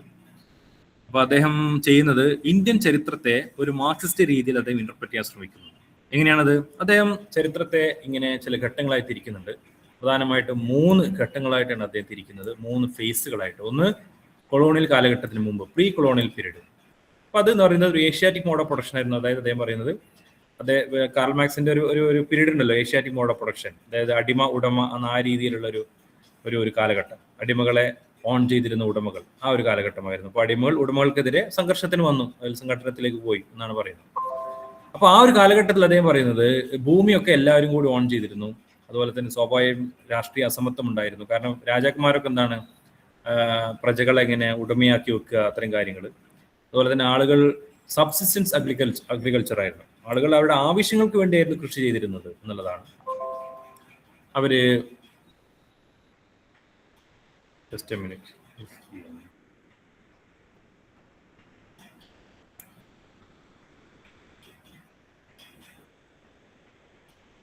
അപ്പൊ അവര് അവരുടെ ആവശ്യങ്ങൾക്ക് വേണ്ടിയാണ് കൃഷി നടത്തിയിരുന്നത്, അല്ലാതെ മാർക്കറ്റിൽ പോയിട്ട് അത് വിൽക്കാനോ അല്ലെങ്കിൽ എക്സ്ചേഞ്ചിന് വേണ്ടിയോ ആയിരുന്നില്ല. അതുപോലെ തന്നെ റെസിപ്രോക്കൽ സർവീസസ്, അതായത് പിന്നെ ചില ഡിഫറെന്റ് ഒക്കുപേഷണൽ ഗ്രൂപ്പുകൾ, തൊഴിൽ കൂട്ടങ്ങൾ പരസ്പരം അവരുടെ സർവീസുകൾ അങ്ങോട്ടും ഇങ്ങോട്ടും പരസ്പരം കൈമാറിയിരുന്നു എന്നുള്ളതാണ്. ഇപ്പോൾ ഒരു ഗ്രൂപ്പ് വേറെ ഗ്രൂപ്പിന് വേണ്ടി സർവീസ് നടത്തുക, ആ ഗ്രൂപ്പ് ഈ ഗ്രൂപ്പിന് സർവീസ് കൊടുക്കുക, ആ രീതിയിൽ. ഓക്കെ, നമ്മൾ പറഞ്ഞു ഇന്നലെ സംസാരിച്ച റെസിപ്രോക്കൽ സർവീസുകൾ ഉണ്ടായിരുന്നു. അതുപോലെ തന്നെ ട്രഡീഷണൽ ഒക്കുപേഷണൽ റിലേഷൻസ്, പിന്നെ പരമ്പരാഗതമായിട്ടുള്ള ഒരു തൊഴിൽ കൂട്ടങ്ങൾ തമ്മിലുള്ള ഒരു ബന്ധങ്ങൾ എന്ന് പറയുന്നത്. ഇപ്പം മരപ്പണിക്കാർ, കൈപ്പണിക്കാരൊക്കെ അങ്ങനെ ചെയ്യുന്ന ജാതികൾ പരസ്പരം അവരുടെ കൃഷി ചെയ്യുന്ന ആളുകളൊക്കെ സപ്പോർട്ട് ചെയ്യുന്ന ആ രീതിയിലുള്ള ഒരു ബന്ധം പ്രീ കൊളോണിയൽ പീരീഡ് ഉണ്ടായിരുന്നു പറയുന്നത്. ഞാൻ നേരത്തെ പറഞ്ഞ അങ്ങനെ എന്താണ്, ആളുകൾ കൃഷി ചെയ്തിരുന്ന അവരുടെ ആവശ്യങ്ങൾക്ക് വേണ്ടിയായിരുന്നു. അതുകൊണ്ട് തന്നെ അന്നത്തെ ഒരു ഗ്രാമം എന്ന് പറയുന്ന കൺസെപ്റ്റ് അവർ സെൽഫ് സഫിഷ്യൻ്റ് ആയിരുന്നു. അവർക്ക് മറ്റുള്ളവരെ ആശ്രയിക്കേണ്ടി വന്നില്ല. എല്ലാ കാര്യങ്ങളും അവർക്ക് തന്നെ അവിടെ ലഭ്യമായിരുന്നു എന്നുള്ളതാണ്. അവർ സെൽഫ് സഫിഷ്യൻ്റ് ആയിരുന്നു. അവർക്ക് ആവശ്യമായ കാര്യങ്ങളൊക്കെ പ്രൊഡ്യൂസ് ചെയ്യും. ഭക്ഷണമാണെങ്കിലും വസ്ത്രമാണെങ്കിലും ഒക്കെ അവർ സ്വന്തം പ്രൊഡ്യൂസ് ചെയ്യാനുള്ള രീതിയിലാണ്. അപ്പോൾ അവിടെ കർഷകർ, അതുപോലെ തന്നെ മറ്റ് പിന്നെ കൊല്ലപ്പണിക്കാർ, പോട്ടേഴ്സ്, പിന്നെ ആശാരിമാർ, അതുപോലെ തന്നെ ഈ തുന്നൽക്കാർ, അതുപോലെ തന്നെ ബാർബേഴ്സ്, ഇവരൊക്കെ ഉൾക്കൊള്ളുന്നതായിരുന്നു ഒരു വില്ലേജിലുള്ള ഒരു ക്ലാസ് സ്ട്രക്ചർ എന്ന് പറയുന്നത്. ഓക്കെ, അപ്പോൾ അദ്ദേഹം പറയുന്നത് ഇന്ത്യൻ നമ്മുടെ പിന്നെ അന്ന് വില്ലേജിൽ ഉണ്ടായിരുന്ന അല്ലെങ്കിൽ അന്ന് ഗ്രാമത്തിലുണ്ടായിരുന്ന ആ ഒരു പിന്നെ കൈപ്പണിക്കാരുടെ അവരുടെ ഒരു പിന്നെ കരകൗശല വിദ്യകളും കാര്യങ്ങളൊക്കെയാണ് പിന്നീട് നമ്മുടെ ഒരു ഇൻഡസ്ട്രിയൽ അല്ലെങ്കിൽ നമ്മുടെ പിന്നീട് ഇന്ത്യയിൽ വ്യവസായം വളരുന്നതിന്റെ പിന്നിൽ പ്രവർത്തിച്ച ഒരു ഫൗണ്ടേഷൻ എന്ന് പറയുന്നത് ഈ പറഞ്ഞ ആർട്ടിസൻ കമ്മ്യൂണിറ്റി ആയിരുന്നു എന്നുള്ളതാണ്. അപ്പോൾ അതായിരുന്നു കൊളോണിയൽ കാലഘട്ടത്തിന് മുമ്പുള്ള അവസ്ഥ. എന്നാൽ കൊളോണിയൽ കാലഘട്ടത്തിലോ ബ്രിട്ടീഷുകാർ വന്നു, അതിന് ഒരുപാട് അവരുടെ ഇമ്പാക്റ്റ് ഉണ്ടായി. അവർ വെസ്റ്റേൺ എഡ്യൂക്കേഷൻ കൊണ്ടുവന്നു, ഒരു കേന്ദ്രീകൃത ഭരണം കൊണ്ടുവന്നു, ആധുനിക ബ്യൂറോക്രസി കൊണ്ടുവന്നു. പിന്നെ എന്താണ്, അപ്പോൾ ഗ്രാമങ്ങൾക്കുണ്ടായിരുന്ന ഒരു സെൽഫ് ഗവൺമെന്റ്, ഗ്രാമങ്ങൾക്കുണ്ടായിരുന്ന ഒരു സ്വയംഭരണം നഷ്ടമായി എന്നുള്ളതാണ് പറയുന്നത്.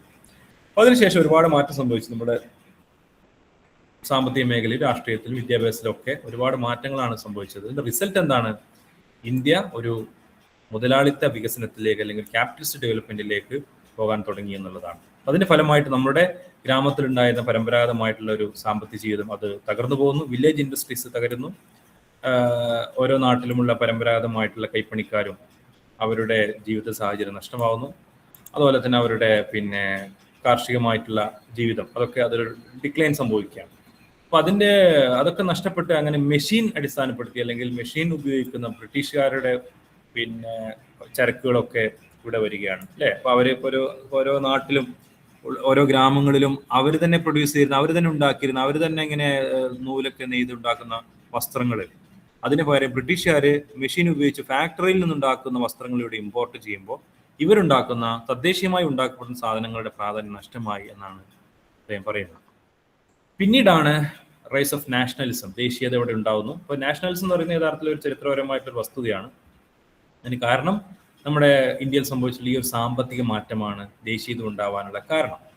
ഓക്കെ, പിന്നെ നമ്മുടെ പൊതുവെ ജനങ്ങൾക്കുണ്ടായ ആ ഒരു ദേശീയ ബോധം അതൊക്കെ ഒരു കാരണമായിട്ട്, എങ്കിൽ പോലും പ്രധാനമായിട്ടും സാമ്പത്തിക കാരണങ്ങളാണ് പ്രധാനമായിട്ടും ദേശീയത ഇന്ത്യയിൽ വളരാൻ കാരണമെന്നാണ് പറയുന്നത്. അതാണ് രണ്ടാമത്തെ ഫേസ്. മൂന്നാമത്തെ ഫേസ് ആണ് പോസ്റ്റ് കൊളോണിയൽ പീരീഡ്, കൊളോണിയൽ കാലഘട്ടത്തിന് ശേഷം. അപ്പൊ ഇവിടെ വരുന്ന മെയിൻ ചോദ്യം എന്താണ്? ഈ നമ്മുടെ ബ്രിട്ടീഷുകാർ പോയതിന് ശേഷം, കൊളോണിയൽ കാലഘട്ടത്തിന് ശേഷം നമുക്ക് സ്വാതന്ത്ര്യം കിട്ടി, സ്വതന്ത്ര ഇന്ത്യ. അപ്പൊ സ്വതന്ത്ര ഇന്ത്യയിൽ എന്ത് നിലപാടാണ്, എന്ത് വികസന കാഴ്ചപ്പാടാണ് സർക്കാരുകൾ സ്വീകരിച്ചത്? അപ്പോൾ ദേശായിയുടെ അഭിപ്രായത്തിൽ അദ്ദേഹം പറയുന്നു, സ്വാതന്ത്ര്യത്തിന് ശേഷവും നമ്മുടെ സ്വതന്ത്ര ഇന്ത്യയിൽ ഉള്ള ഗവൺമെന്റുകളൊക്കെ സ്വീകരിച്ച നിലപാട് എന്ന് പറയുന്നത് ഒരു മുതലാളിത്ത രീതിയിലുള്ള ഒരു വികസന കാഴ്ചപ്പാടാണ് എന്നുള്ളതാണ്. ഒരു ക്യാപിറ്റലിസ്റ്റ് പാത്ത് ഓഫ് ഡെവലപ്മെന്റ് ആണ് പൊതുവെ ഗവൺമെന്റുകൾ സ്വീകരിച്ചത്. ഓക്കെ, അപ്പോൾ എപ്പോഴും നമ്മുടെ രാഷ്ട്രം അല്ല, പ്രത്യേകിച്ച് നമ്മുടെ ഗവൺമെന്റ് ഒക്കെ ശ്രമിച്ചുകൊണ്ടിരുന്നത് ഈ ക്യാപിറ്റലിസ്റ്റ് സപ്പോർട്ട് ചെയ്യുക. ഇപ്പോൾ പ്രത്യേകിച്ച് നമുക്കറിയാം 1947 സ്വാതന്ത്ര്യം കിട്ടിയതിനു ശേഷം പ്രത്യേകിച്ച് ജവഹർലാൽ നെഹ്റു ഒക്കെ ഒരു കൊണ്ടുപോയിട്ടുള്ള ഒരു വഴി എന്ന് പറയുന്നത് അദ്ദേഹത്തിന് ഒരു സോഷ്യലിസ്റ്റ് കാഴ്ചപ്പാടുണ്ടായത് നമുക്ക് അറിയാവുന്നതാണ്. പിന്നെ ഒരു സോഷ്യലിസ്റ്റ് കാഴ്ചപ്പാട്, അതായത് ഒരു പൂർണ്ണമായിട്ടും മുതലാളിത്ത രീതിയിൽ പോവാതെ എല്ലാവർക്കും തുല്യത ഉറപ്പുവരുത്തുന്ന രീതിയിലുള്ള ഒരു സോഷ്യലിസ്റ്റ് കാഴ്ചപ്പാടിലൂടെയാണ് അദ്ദേഹം സ്വാഭാവികമായിട്ട് ആദ്യത്തെ പ്രധാനമന്ത്രിയായിരുന്ന ജവഹർലാൽ നെഹ്റു ഇന്ത്യയുടെ സാമ്പത്തിക നയങ്ങളെ മുന്നോട്ട് കൊണ്ടുപോയത് നമുക്കറിയാം. പക്ഷെ എങ്കിൽ പോലും ദേശായിയെ പോലത്തെ ആളുകൾ അതിലും ഒരു വിമർശനം കാണുന്നുണ്ട്, അതിലും ഒരു പ്രശ്നങ്ങൾ കാണുന്നുണ്ട്. അദ്ദേഹം പറയുന്നത് നമ്മൾ ഒരു ആസൂത്രണ വികസനം, പ്ലാനിങ്, അതുപോലെ തന്നെ മറ്റ് പിന്നെ പൊതുമേഖലാ സ്ഥാപനങ്ങൾ, മിക്സഡ് ഇക്കണോമി, പിന്നെ ജനക്ഷേമപരമായിട്ടുള്ള പദ്ധതികൾ ഒക്കെ ഉണ്ടെങ്കിൽ പോലും ഇതിനകത്തും മുതലാളിമാർക്ക് കൂടുതൽ പിന്നെ ലാഭം കിട്ടുന്ന, അവർക്ക് കൂടുതൽ പിന്നെ ഉപകാരപ്പെടുന്ന രീതിയിലുള്ള ഒരു സമീപനമാണ് പൊതുവെ സ്വീകരിക്കപ്പെട്ടത് എന്നുള്ള വിമർശനമാണ് AR ദേശായി പോലത്തെ ആളുകൾ പറയുന്നത്. ഓക്കെ, എപ്പോഴും ഗവൺമെന്റിന്റെ നയങ്ങൾ അധികവും മുതലാളിമാരെയും മുതലാളിത്ത വികസനത്തെയും സഹായിക്കുന്ന രൂപത്തിലായിരുന്നു. നമ്മൾ സ്വതന്ത്ര ഇന്ത്യയിൽ സ്വീകരിക്കപ്പെട്ടിട്ടുള്ള വ്യവസായ നയങ്ങളാണെങ്കിലും, അതുപോലെ തന്നെ അടിസ്ഥാന വികസന നയങ്ങളാണെങ്കിലും, അതുപോലെ തന്നെ മറ്റ് നിയമപരമായ കാര്യങ്ങളെല്ലാം തന്നെ മുതലാളിമാരെ സഹായിക്കുന്ന രീതിയിലാണ്. ഓക്കെ, അതൊരു വിമർശനമാണ്.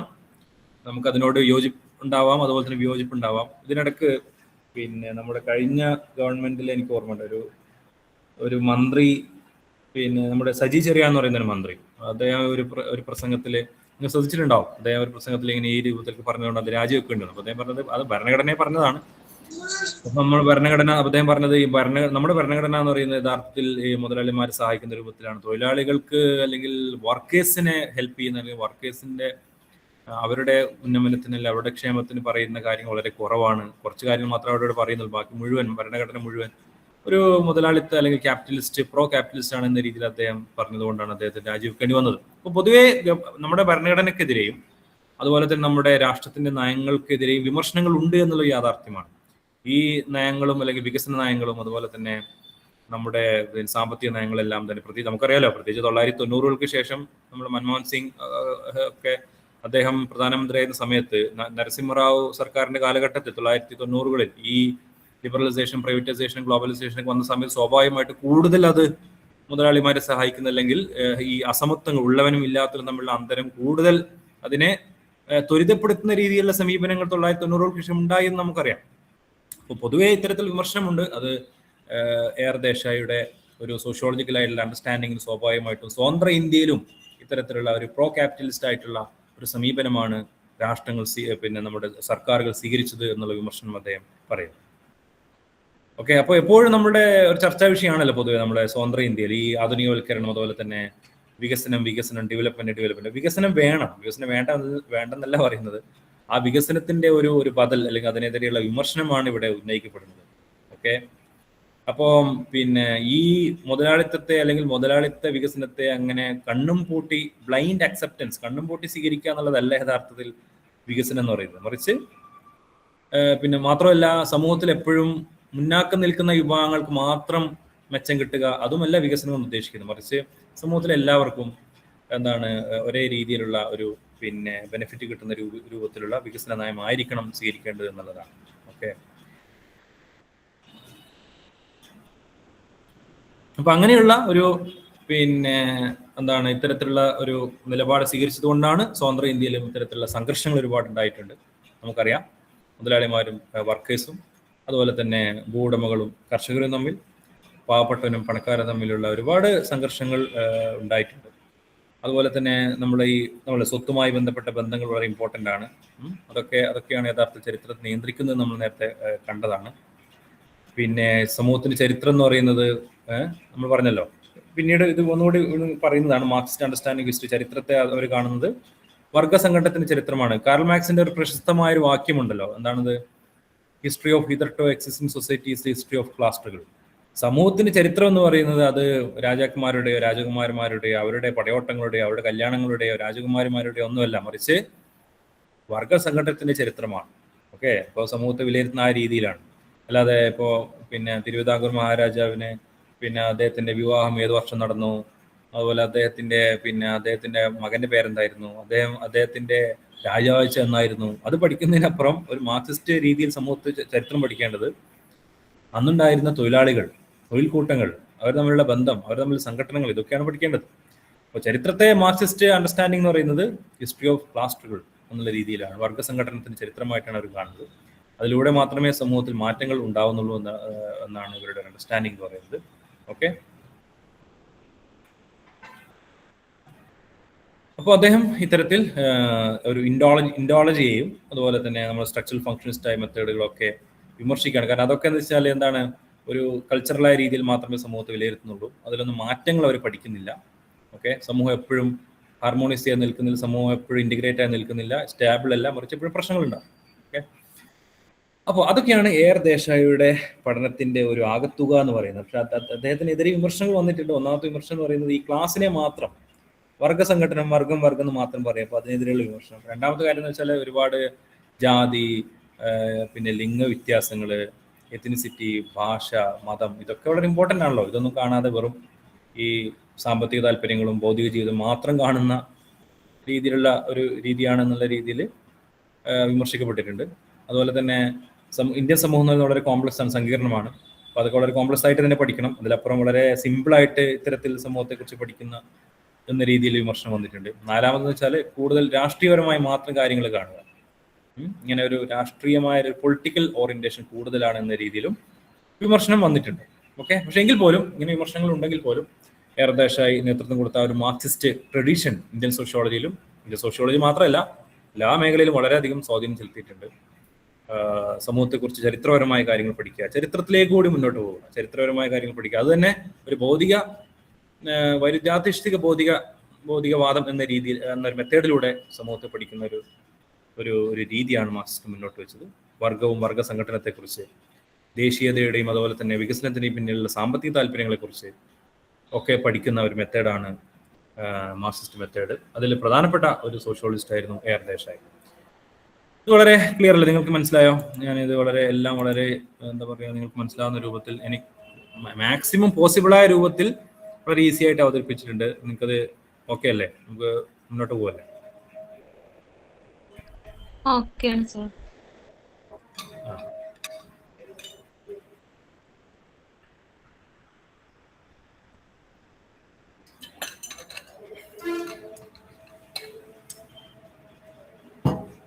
ഓക്കെ, ഇനി നമുക്ക് ഇത് കുറച്ച് എല്ലാവരും ഈ പറഞ്ഞ രണ്ടാമത്തെ ബ്ലോക്കിലെ രണ്ടാമത്തെ യൂണിറ്റ് കുറച്ചും കൂടി നമ്മൾ മനസ്സിലാക്കണം, ഒന്ന് ഫോക്കസ് ചെയ്തിട്ട് കാര്യങ്ങളെ ഒന്ന് നമുക്ക് ഈ മാർക്സിസ്റ്റ് മെത്തേഡ് എന്താണെന്ന് പഠിച്ചിട്ട് അത് ഇന്ത്യയിൽ എങ്ങനെ അപ്ലൈ ചെയ്യപ്പെട്ടു നമ്മൾ നന്നായി പരിശോധിച്ച് ഒന്നുകൂടി ഒരു ഫോക്കസ് ചെയ്തുകൊണ്ട് പഠിക്കണം. ചില ആളുകൾക്കൊക്കെ അത് മനസ്സിലാക്കാൻ കുറച്ച് പ്രയാസം ഉണ്ടായേക്കാം, പക്ഷെ സംഗതി വളരെ സിമ്പിളാണ്. ഇനി പറയാൻ പോകുന്നത് നമ്മുടെ ഗാന്ധിയൻ പുസ്തകം വളരെ സിമ്പിളാണ്, നമുക്കൊക്കെ അറിയാവുന്ന കാര്യം, നമ്മളൊക്കെ എപ്പോഴും കേൾക്കുകയും മനസ്സിലാക്കുകയും ചെയ്യും. നമ്മുടെ രാഷ്ട്രപിതാവ് തന്നെയാണല്ലോ മഹാത്മാഗാന്ധി, രാഷ്ട്രപിതാവാണ്. അതുകൊണ്ട് അദ്ദേഹത്തിന്റെ ഐഡിയാസും അദ്ദേഹത്തിന്റെ ഫിലോസഫി ഒക്കെ നമുക്ക് അറിയാവുന്ന വിഷയങ്ങളാണ്. ആ ഒരു കാര്യമാണ് ഇനി പറയാൻ പോകുന്നത്. അപ്പോൾ മൂന്നാമത്തെ ബ്ലോക്ക് ഗാന്ധിയൻ പെർസ്പെക്റ്റീവാണ്. ഇത് നമ്മളെ യൂണിറ്റിൽ, നമ്മുടെ SLM-ൽ കുറച്ച് ഒരു ലെങ്തി ആയിട്ട് ഡിസ്കസ് ചെയ്യുന്നുണ്ട്. പക്ഷെ നിങ്ങൾക്കൊക്കെ ഒരു എന്താ പറയുക, ഒരു കഥ വായിക്കുന്നത് പോലെ വായിച്ച് മനസ്സിലാക്കാവുന്നതേ ഉള്ളൂ. അപ്പോൾ ഗാന്ധിയൻ പെർസ്പെക്റ്റീവ് വളരെ ഇമ്പോർട്ടൻ്റ് ആണ് നമ്മുടെ പഠനത്തിൽ. നമുക്കറിയാം മോഹൻദാസ് കരംചന്ദ് ഗാന്ധി, മഹാത്മാഗാന്ധി അല്ലേ, നമ്മുടെ രാഷ്ട്രപിതാവാണ്. നമ്മുടെ ദേശീയതയെയും ദേശീയ സമരത്തെയും അതുപോലെ തന്നെ സ്വതന്ത്ര പ്രസ്ഥാനങ്ങളെയൊക്കെ നേതൃത്വം കൊടുക്കുന്ന ഒരു മഹാത്മാവ്. അദ്ദേഹത്തെ മഹാത്മാ എന്ന് വിളിക്കുന്നത് ആരാണ്? മഹാത്മാഗാന്ധിയെ മഹാത്മാ ആദ്യമായിട്ട് വിളിച്ചത് രവീന്ദ്രനാഥ് ടാഗോറാണ്. ഗുഡ്. രഞ്ജു പി മുഴുവൻ പേരെന്താ? രഞ്ജു പി തങ്കപ്പൻ. എവിടെ സ്ഥലം? എവിടെയാ? ജവഹർലാൽ നെഹ്റു അല്ല. അപ്പം അദ്ദേഹത്തെ മഹാത്മാഗാന്ധി മഹാത്മാ എന്ന് വിളിക്കുന്നത് പിന്നെ ടാഗോറാണ്, രവീന്ദ്രനാഥ് ടാഗോറാണ്. അപ്പോൾ ആ മഹാത്മാ എന്ന് വിളിക്കാൻ അർഹനായിട്ടുള്ള നമ്മുടെ ഇന്ത്യൻ ദേശീയതയും ഇന്ത്യൻ ബോധത്തെയും ഒക്കെ അത്രമാത്രം സ്വാധീനിച്ചിട്ടുള്ള ഒരു വ്യക്തിയാണ്. അപ്പം ഇന്ത്യൻ സ്വാതന്ത്ര്യ പ്രസ്ഥാനത്തെ, നമ്മുടെ സ്വാതന്ത്ര്യ സമര പ്രസ്ഥാനങ്ങളെയൊക്കെ ഒരു വ്യത്യസ്തമായ ദിശയിലൂടെ നയിച്ചിട്ടുള്ള ഒരു വ്യക്തി. വ്യത്യസ്തമായ ദിശകൾ എന്ന് പറയുമ്പോൾ, വ്യത്യസ്തമായ വഴികൾ എന്ന് പറയുമ്പോൾ അതെന്തൊക്കെയാണ്? ഒന്ന് അഹിംസ, ഹിംസാത്മകമായിട്ടുള്ള ഒരു വഴിയും അദ്ദേഹം നിരസിക്കുകയും ആരെയും ഉപദ്രവിക്കാതെ ആരെയും വേദനിപ്പിക്കാതെ മുന്നോട്ട് പോകുന്ന രീതിയാണ് അദ്ദേഹം ഫോക്കസ്. അതുപോലെ തന്നെ സത്യത്തിലേക്കുള്ള പ്രയാണം, അതുപോലെ തന്നെ സിവിൽ ഡിസൊബീഡിയൻസ്, നിസ്സഹകരണ പ്രസ്ഥാനം, അതുപോലെ സത്യഗ്രഹ പോലെയുള്ള പ്രാക്ടീസുകളാണ്. അപ്പോൾ നമ്മൾ ഇതുവരെ പഠിച്ച MN ശ്രീനിവാസ് അല്ലെങ്കിൽ എയർ ദേശായി, അതുപോലെ തന്നെ മറ്റ് സോഷ്യോളജിസ്റ്റുകളെ പോലെയല്ല അദ്ദേഹം ഒരു അക്കാഡമിക് ഫിലോസഫർ എന്നല്ല നമുക്കറിയാം. അദ്ദേഹത്തിന് ഫിലോസഫി എമർജ് ചെയ്തിട്ടുള്ള അദ്ദേഹത്തിന്റെ വ്യക്തിപരമായ അനുഭവങ്ങൾ, അദ്ദേഹത്തിന്റെ വിശ്വാസങ്ങൾ, അദ്ദേഹത്തിന്റെ പ്രവർത്തനങ്ങൾ, അദ്ദേഹത്തിന്റെ രാഷ്ട്രീയപരമായിട്ടുള്ള സംഘർഷങ്ങൾ, അദ്ദേഹത്തിന്റെ പോരാട്ടങ്ങൾ, അപ്പൊ ആ വ്യക്തി ജീവിതവും ആ പോരാട്ടത്തിൽ നിന്നുമൊക്കെയാണ് അദ്ദേഹത്തിന്റെ ആശയങ്ങളൊക്കെ ഉള്ളത് അല്ലെങ്കിൽ ഉണ്ടായത് നമുക്ക് നമുക്ക് അറിയാവുന്ന വിഷയമാണ്.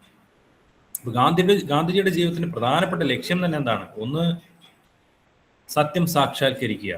സംഗതി നിങ്ങൾ പ്രത്യേകം മനസ്സിലാക്കണം. നമ്മളിപ്പോൾ ഗാന്ധിജിയുടെ ഈ ഗാന്ധിസം അല്ലെങ്കിൽ ഗാന്ധിയൻ പെർസ്പെക്റ്റീവ് എന്നുള്ളത് വളരെ ഈസി ആണെങ്കിൽ പോലും അദ്ദേഹത്തിന്റെ ആശയങ്ങൾ നിങ്ങൾ നല്ല മനസ്സിലാക്കണം കേട്ടോ. അത് കുറച്ചൊരു വായിച്ച് പഠിക്കേണ്ട ഒരു കാര്യമാണ്, മറന്നുപോകരുത്.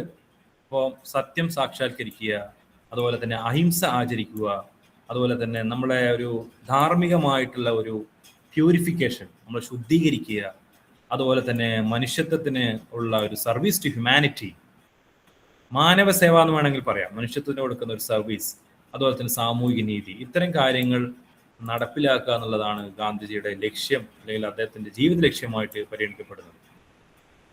അപ്പം ഗാന്ധിജിയുടെ ഫിലോസഫി, അദ്ദേഹത്തിന്റെ ജീവിതത്തെക്കുറിച്ചും പൊതുജീവിതത്തെക്കുറിച്ചും ഒക്കെയുള്ള അദ്ദേഹത്തിന്റെ ഫിലോസഫി എന്ന് പറയുന്നത് വളരെ ഇമ്പോർട്ടൻ്റ്, വളരെ ഒരു ഇൻട്രസ്റ്റിംഗ് ആയിട്ടുള്ള വിഷയങ്ങളാണ്. അദ്ദേഹം എന്തൊക്കെ പറയുന്നത്? Truth and non violence are the foundation of life.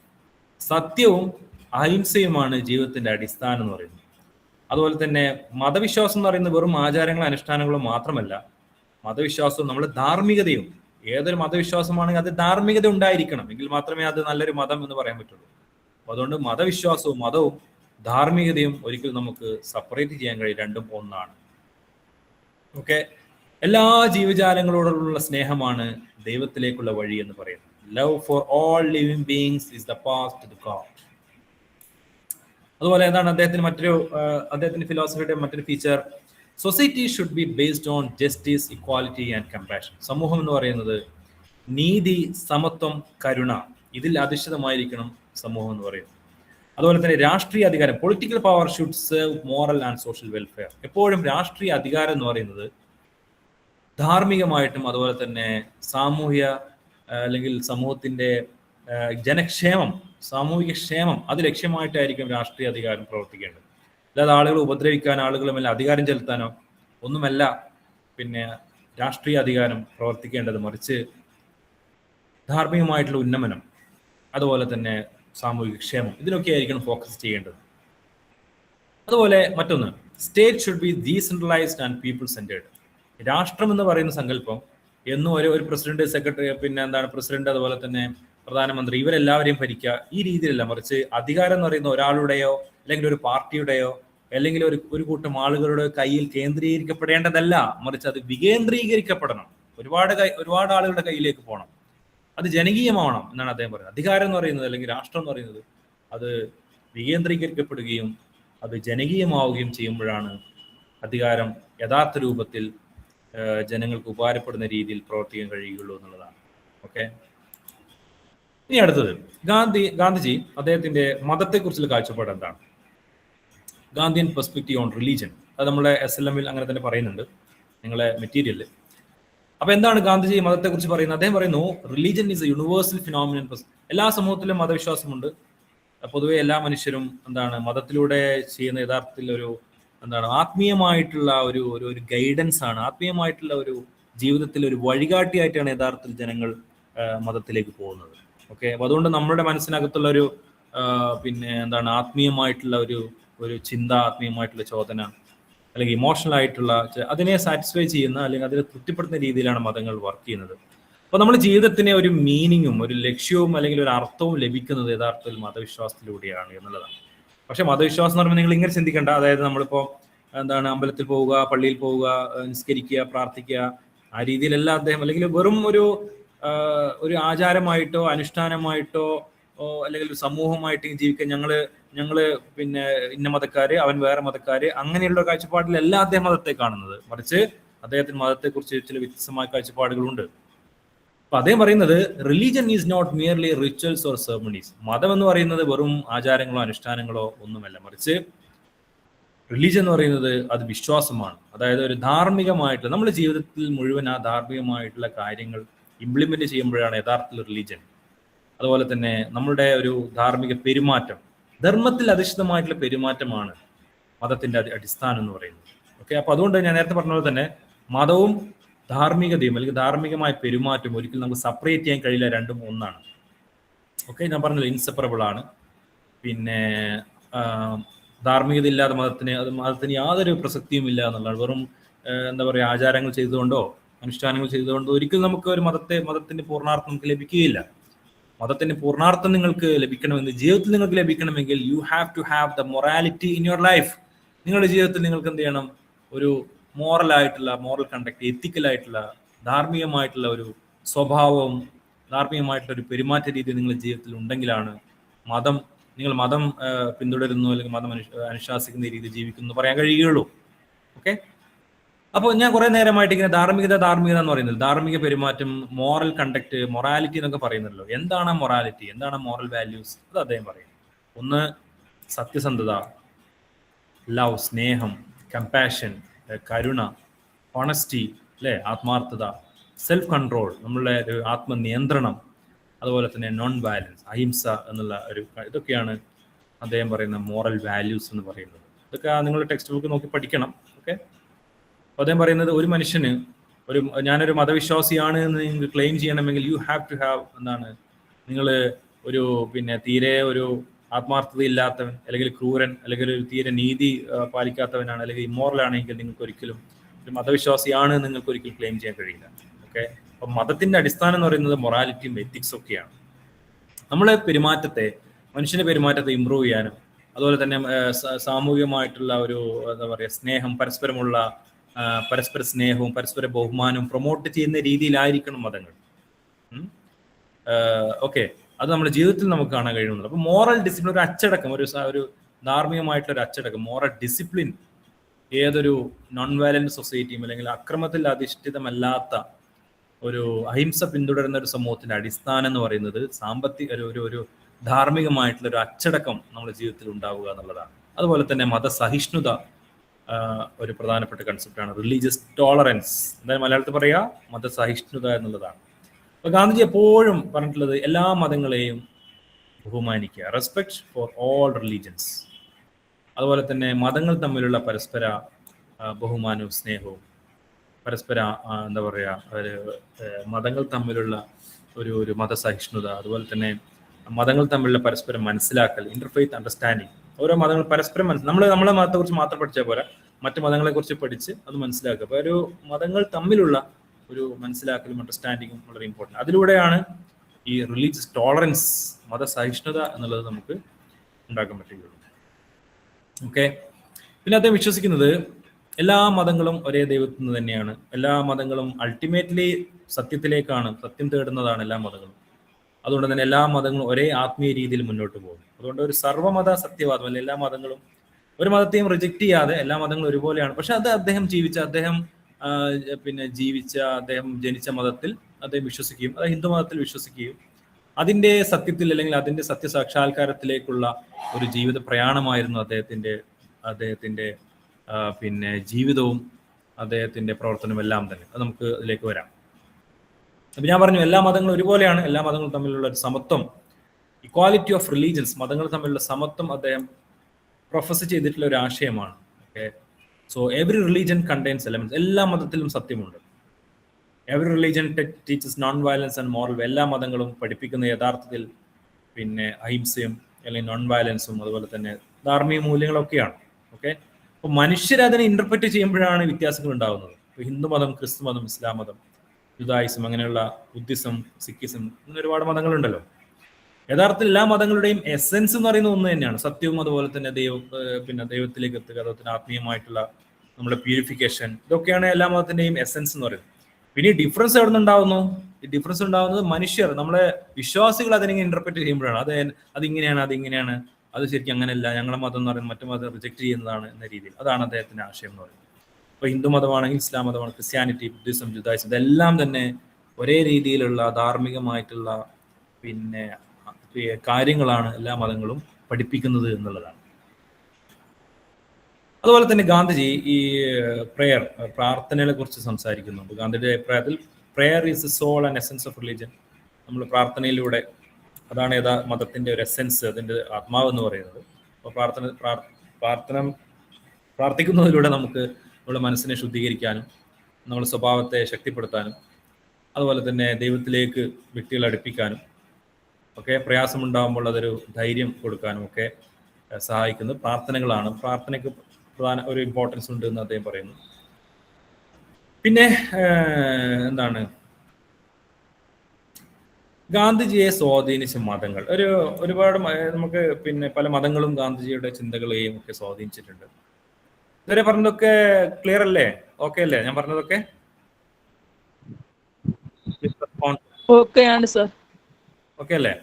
വളരെ സിമ്പിളായ കാര്യങ്ങൾ ഇവിടെ പറയുന്നത്. ഒരു എന്താ പറയാ, ഒരു സോഷ്യോളജി സിദ്ധാന്തങ്ങളോ തിയറികളോ ഒന്നും അല്ല, മറിച്ച് നമുക്ക് അറിയാവുന്ന അറിഞ്ഞിരിക്കേണ്ട ചില കാര്യങ്ങളാണ് ഇവിടെ ഡിസ്കസ് ചെയ്യുന്നത്.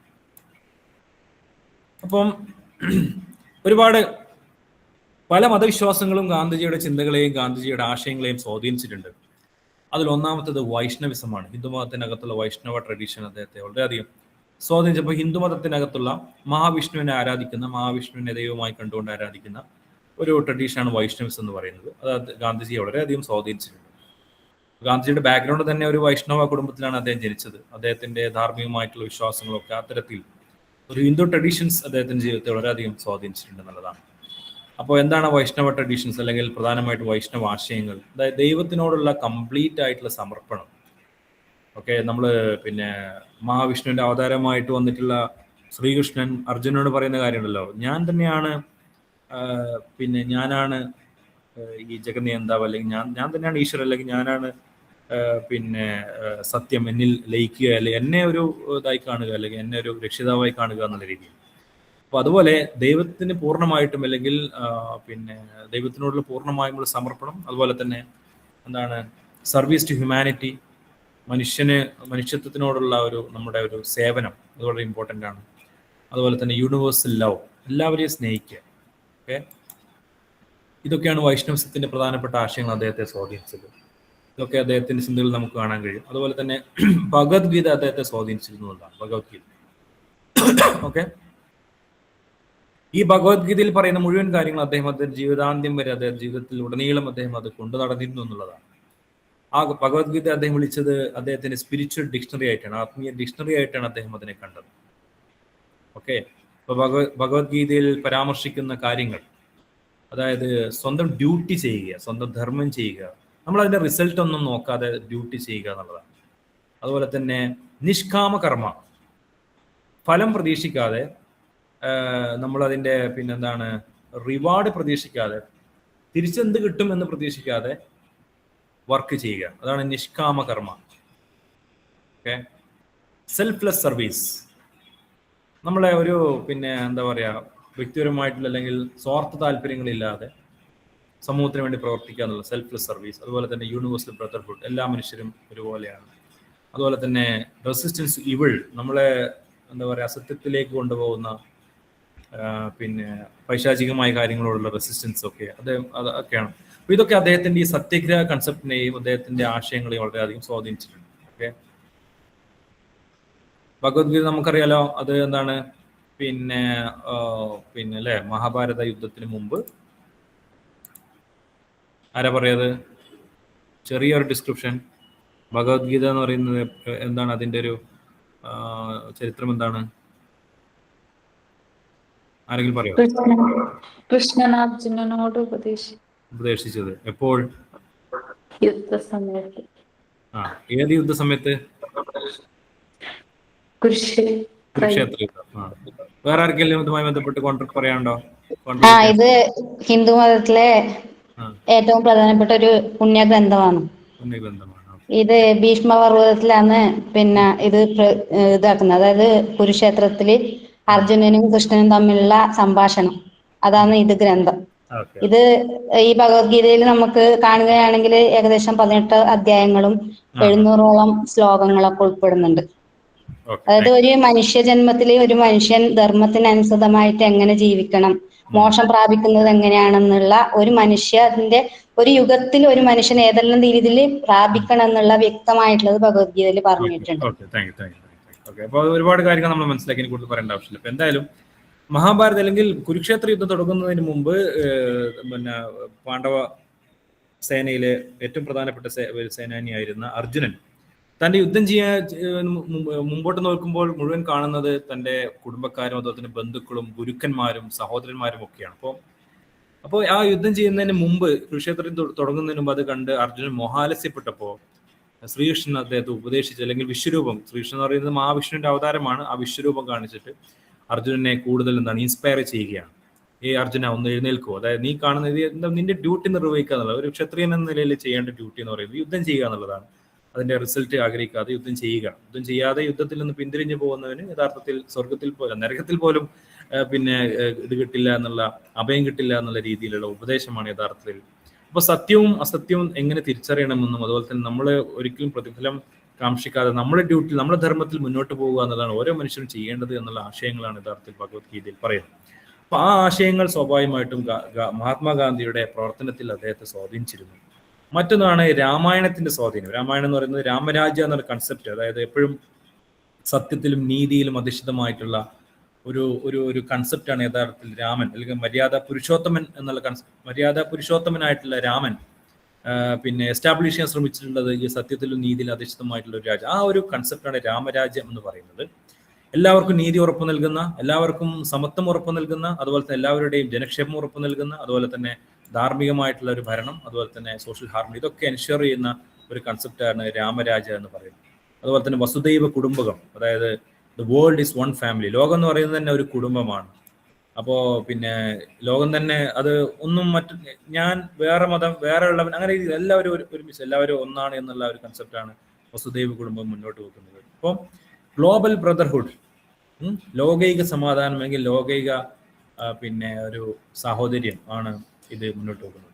അതുപോലെ ജൈനിസൻ സ്വാധീനം വളരെയധികം ഉണ്ടായിരുന്നു അദ്ദേഹത്തിന്റെ. കാരണം അദ്ദേഹം മഹാത്മാഗാന്ധിയുടെ ജീവിതം കത്തിയവാട് എന്ന് പറയുന്ന പ്രദേശത്ത്, അവിടെ അധികം ഈ ജൈന ട്രഡീഷൻസ് വളരെ സ്ട്രോങ് ആയ ഒരു സ്ഥലമാണ്. അതുകൊണ്ട് ഈ അഹിംസ സ്വീകരിക്കുക, എല്ലാ ജീവജാലങ്ങളെയും ബഹുമാനിക്കുക, ഒന്നിനെയും ഉപദ്രവിക്കാതിരിക്കുക, അതുപോലെ തന്നെ സർവോദയ എന്ന് പറയുന്ന കൺസെപ്റ്റ്, എല്ലാവരുടെയും ക്ഷേമം എന്നുള്ള കൺസെപ്റ്റ്, അതുപോലെ തന്നെ ഡ്യൂട്ടി ചെയ്യുക, നമ്മുടെ റെസ്പോൺസിബിലിറ്റി, നമ്മളെ ഉത്തരവാദിത്തം നിർവഹിക്കുക എന്നുള്ള കൺസെപ്റ്റൊക്കെ അദ്ദേഹത്തിന് ഒരു സ്വാധീനം ചെലുത്തുന്നത് ജൈനമതത്തിന്റെ സ്വാധീനമാണ്. മറ്റൊന്നാണ് ബുദ്ധിസത്തിന്റെ സ്വാധീനം. ബുദ്ധിസത്തിന്റെ സ്വാധീനം എന്ന് പറയുന്നത് നമുക്കറിയാം, ഈ അനാചാരങ്ങളോട് പ്രതികരിക്കുക, ജാതീയമായിട്ടുള്ള വേർതിരിവുകൾ, വെറും മതം എന്ന് പറയുന്ന ആചാരമനുഷ്ഠാനം മാത്രമായിട്ട് അതിനെതിരെയുള്ള, മതം എന്ന് പറയുന്നത് വെറും ആചാരങ്ങളോ അനുഷ്ഠാനങ്ങളോ മാത്രമല്ല എന്നുള്ള ഒരു കാര്യം. അതുപോലെ തന്നെ അന്ധവിശ്വാസങ്ങളോടുള്ള എതിർപ്പ്, ഇതിനൊക്കെ അദ്ദേഹത്തിന് സ്വാധീനം ചെലുത്തിയത് ബുദ്ധമതത്തിന്റെ ചില വിശ്വാസങ്ങളായിരുന്നു. മനുഷ്യന്റെ സഫറിങ്ങിനെ കുറിച്ച്, സങ്കടങ്ങൾ എങ്ങനെ അതിജയിക്കാം, സങ്കടങ്ങളിൽ നിന്നുമുള്ള ജീവിതത്തിന്റെ മോചനം എങ്ങനെയാണ്, ഇതൊക്കെ അദ്ദേഹത്തിന് കിട്ടിയത് ഈ ഒരു ബുദ്ധിസത്തിൽ നിന്നാണ്. നല്ല രീതിയിൽ പ്രവർത്തിക്കുക, അതുപോലെ തന്നെ സ്വയം ആത്മനിയന്ത്രണം പാലിക്കുക, എത്തിക്കൽ ലിവിങ്, കരുണ, അതുപോലെ തന്നെ മാർഗം നന്നായിരിക്കണം, ലക്ഷ്യം മാത്രം നന്നായ പോലെ അതിലേക്കുള്ള മാർഗവും നന്നായിരിക്കണം എന്നുള്ളത്, ലക്ഷ്യം മാർഗത്തെ സാധൂകരിക്കുകയില്ല എന്നുള്ള കൺസെപ്റ്റ് ഒക്കെ ബുദ്ധിസത്തിൽ നിന്നാണ് അദ്ദേഹത്തിന് കിട്ടിയത് എന്നുള്ളതാണ്. നമ്മൾ നേരത്തെ പറഞ്ഞ വർഗ സംഘടനയൊക്കെ പറഞ്ഞല്ലോ, കാർൽ മാർക്സിന്റെ, അതിലൊക്കെ പറയുന്നത് വെച്ചാൽ ലക്ഷ്യം മാർഗത്തെ സാധൂകരിക്കും എന്നുള്ളതാണ്. The end justify the means. നമുക്ക് ലക്ഷ്യം നന്നായാൽ മതി, മാർഗം നന്നാവണമെന്നില്ല. ചിലപ്പോൾ അത് ഒരാളെ കൊന്നുകൊണ്ടോ അല്ലെങ്കിൽ ചിലപ്പോൾ ഹിംസയിലൂടെയൊക്കെ ആയിരിക്കും എന്നുള്ളതാണ്. നമ്മുടെ മാവോ സേതുങ് പറഞ്ഞ പോലെ the revolution comes through the barrel of gun. വെടിയുണ്ടയിലൂടെയാണ് റെവല്യൂഷൻ ഉണ്ടാവുകയുള്ളൂ എന്നുള്ള. അപ്പൊ ഇങ്ങനെ നമ്മുടെ ഭഗത് സിംഗും അതുപോലെ തന്നെ സുഭാഷ് ചന്ദ്രബോസൊക്കെ ആ ഒരു ആശയത്തിൽ വിശ്വസിച്ചിട്ടായിരുന്നല്ലോ. നമുക്ക് സ്വാതന്ത്ര്യം കിട്ടണം, അതിലേക്കുള്ള വഴി എന്ന് പറയുന്നത് ചിലപ്പോൾ യുദ്ധം ചെയ്യലാവാം, ബ്രിട്ടീഷുകാരെ കൊല്ലേണ്ടി വരും, ഇത്തരം കാര്യങ്ങളൊക്കെയാണ്. പക്ഷെ ഗാന്ധിജി മുന്നോട്ട് വെച്ചത്, ഗാന്ധിജിയുടെ ആശയം എന്ന് പറയുന്നത് ശത്രുക്കളെ പോലും സ്നേഹിക്കണം, ശത്രുക്കളെ പോലും കൊല്ലാൻ പാടില്ല എന്നുള്ള ഒരു ആശയമാണ്. അപ്പൊ ഈ ആശയം, അതായത് നമുക്ക് സ്വാതന്ത്ര്യം കിട്ടുക എന്ന് പറയുന്ന ഒരു മാർഗമാണ്. പക്ഷെ ആ മാർഗം സ്വാതന്ത്ര്യം കിട്ടിയാൽ മാത്രം പോരാ, അതിലേക്കുള്ള വഴിയും ശരിയായിരിക്കണം, അതിലേക്കുള്ള മാർഗവും ശരിയായിരിക്കണം. അത് അഹിംസയിലൂടെ ആയിരിക്കണം. ആരെയും കൊല്ലാൻ പാടില്ല, ശത്രുക്കളെ പോലും ബ്രിട്ടീഷുകാരെ പോലും സ്നേഹിക്കുക, ബ്രിട്ടീഷുകാരെ പോലും നമ്മളുടെ ഒരു മനുഷ്യരായി കാണുക, എന്നിട്ട് അവരെ പറഞ്ഞ് മനസ്സിലാക്കിയിട്ട് ഉപദേശിച്ച് ഇവിടുന്ന് പറഞ്ഞു വിടുക എന്നുള്ള രീതിയായിരുന്നു ഗാന്ധിജി മുന്നോട്ട് വെച്ചത്. എന്നാൽ അതിന് വിരുദ്ധമായിട്ടുള്ള ചില ആശയങ്ങളാണ് നമ്മൾ കമ്മ്യൂണിസ്റ്റുകളും അതുപോലെ തന്നെ ഭഗത് സിംഗിനെ പോലെയും അതുപോലെ തന്നെ നമ്മുടെ സുഭാഷ് ചന്ദ്രബോസിനെ പോലെയുള്ള ആളുകളൊക്കെ മുന്നോട്ട് വെച്ചത്. അത് വിരുദ്ധമായിട്ടുള്ള ആശയം, ഓരോരുത്തർക്കും ഓരോ ആശയങ്ങൾ ഉണ്ടാവുമല്ലോ. ഇനി അദ്ദേഹത്തെ സ്വാധീനിച്ച മറ്റൊരു വിശ്വാസധാരയായിരുന്നു ഇസ്ലാമിന്റെ ഒരു പീസ് എന്ന് പറയുന്ന സമാധാനത്തിന്റെ അടിസ്ഥാനപ്പെടുത്തിയുള്ള മതം. അതുപോലെ തന്നെ മനുഷ്യ സേവനം അല്ലെങ്കിൽ മനുഷ്യന്റെ പിന്നെ മനുഷ്യക്ഷേമം മുന്നോട്ട് പിന്നെ അതിനുവേണ്ടി പ്രവർത്തിക്കുക. അതുപോലെ തന്നെ ഇസ്ലാം എന്നുള്ള പദം വരുന്നത് തന്നെ സലാം എന്നുള്ള ഒരു ഇതിൽ നിന്നാണ്, അതായത് ഒരു പീസ് എന്ന അർത്ഥം, ഒരു സമാധാനം എന്നുള്ള ഒരു വാക്കിൽ നിന്നാണ്. അപ്പൊ അതുകൊണ്ട് ഇസ്ലാം മുന്നോട്ട് വെക്കുന്ന ആ ഒരു സാഹോദര്യം, അതുപോലെ തന്നെ സമാധാനം, അതുപോലെ നോൺ വയലൻസ്, അതുപോലെ തന്നെ നീതി, ഇതെല്ലാം തന്നെ ഗാന്ധിജി ആകർഷിച്ചിരുന്നു. അതുപോലെ തന്നെ പ്രവാചകൻ മുഹമ്മദിന്റെ ജീവിതം, ആ ഒരു ജീവിതത്തിലെ സിംപ്ലിസിറ്റി, വളരെ ജീവിതം എന്ന് പറയുന്നത് വളരെ സിമ്പിളായിട്ട് അധികം ആർഭാടങ്ങളോ അല്ലെങ്കിൽ മറ്റ് എന്താ പറയുക സൗകര്യങ്ങളോ ഒന്നും ഇല്ലാതെ വളരെ ലളിതമായിട്ടുള്ള ജീവിതം, ആ ലളിത ജീവിതം, അതുപോലെ തന്നെ സത്യത്തിന് വേണ്ടിയിട്ടുള്ള അദ്ദേഹത്തിന്റെ ഒരു ധൈര്യം, സത്യം പാലിക്കുന്നതിലോ സത്യം ആചരിക്കുന്നതിലോ ആരെയും ഭയപ്പെടാതെ മുന്നോട്ട് പോവുക, അതുപോലെ തന്നെ അദ്ദേഹത്തിന് ആത്മീയമായിട്ടുള്ള സ്ട്രെങ്ത്, അച്ചടക്കം, ഇതെല്ലാം തന്നെ അദ്ദേഹത്തെ ആകർഷിച്ചിരുന്നു. ക്രിസ്ത്യാനിറ്റിയുടെ സ്വാധീനം, ജീസസ് ക്രൈസ്റ്റിന്റെ ജീവിതം, അതുപോലെ തന്നെ അതെന്ന് പറയുന്നത് എന്താണ്, ആത്മീയമായിട്ടുള്ള ഒരു പ്യൂരിറ്റി, സ്നേഹം, സാഹോദര്യം, കാരുണ്യം, അതുപോലെ തന്നെ സ്വന്തം സാക്രിഫൈസ് ചെയ്യുക, അതുപോലെ തന്നെ മനുഷ്യത്വത്തിന് സർവീസ് ചെയ്യുക, ഇതെല്ലാം അദ്ദേഹത്തെ സ്വാധീനിച്ചിരുന്നു. ജീസസ് ക്രൈസ്റ്റിന്റെ മുന്നോട്ട് വെച്ച ഇതുണ്ടല്ലോ ഫോർഗീവ്നെസ്, പുറത്തു കൊടുക്കുക, ആളുകൾക്ക് പുറത്തു കൊടുക്കുക, ഒന്നും മനസ്സിൽ വെക്കാതിരിക്കുക, എല്ലാവരെയും ശത്രുക്കളെ പോലും സ്നേഹിക്കുക, അതുപോലെ തന്നെ മാനവരാശിക്ക് വേണ്ടി സ്വന്തം ജീവിതത്തെ തന്നെ ത്യാഗം ചെയ്യുക, ഇത്തരം ആശയങ്ങളെല്ലാം തന്നെ അത് പറയേണ്ട ആവശ്യമില്ലല്ലോ. എങ്ങനെയാണ് ജീസസ് ക്രൈസ്റ്റ് എങ്ങനെയാണ് തന്നെ ആക്രമിച്ച അല്ലെങ്കിൽ തന്റെ ജീവനെടുക്കാൻ ആഗ്രഹിച്ച യഹൂദരോട് പോലും അദ്ദേഹം പുറത്തു കൊടുത്തുള്ളതാണ്. അതുപോലെ തന്നെ എന്താണ്, ലോകത്തിന്റെ നന്മയ്ക്ക് വേണ്ടി സ്വന്തം കുരിശിലേറ്റപ്പെട്ട കുരിശിലേറാൻ തയ്യാറായിട്ടുള്ള, അപ്പൊ അതൊരു പ്രത്യേക ജീവിതമാണ്. ആ ഒരു പിന്നെ ജീസസ് ക്രൈസ്റ്റിന്റെ ജീവിത രീതിയും ആശയങ്ങളും എല്ലാം തന്നെ ഗാന്ധിജിയെ സ്വാധീനിച്ചിരുന്നു. ഇതുപോലെ തന്നെ മറ്റ് വെസ്റ്റേൺ പാശ്ചാത്യ ചിന്തകരും അദ്ദേഹത്തെ സ്വാധീനിച്ചിട്ടുണ്ട്. John Ruskin, Leo Tolstoy, Henry David Thoreau പോലെയുള്ള ആളുകളൊക്കെ അദ്ദേഹത്തെ സ്വാധീനിച്ചിരുന്നു. ഇവരുടെയൊക്കെ ആശയങ്ങളിൽ നിന്നാണ് അദ്ദേഹത്തിന് പല രീതിയിലുള്ള പിന്നെ എന്താണ് ഇപ്പം നിസ്സഹകരണ പ്രസ്ഥാനം ആശയം അദ്ദേഹത്തിന് ലഭിച്ചത് ഈ ഹെൻറി ഡേവിഡ് തോറിയിൽ നിന്നാണ്.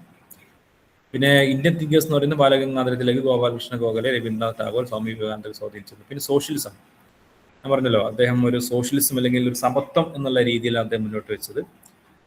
സോഷ്യലിസം എന്ന് പറയുമ്പോൾ നേരത്തെ പറഞ്ഞ വർഗസംഘടനത്തിനോടുള്ള സോഷ്യലിസം എല്ലാം മറിച്ച് വേദാന്ത ഫിലോസഫിയിൽ അടിസ്ഥാനപ്പെടുത്തിയിട്ടുള്ള സോഷ്യലിസമാണ്.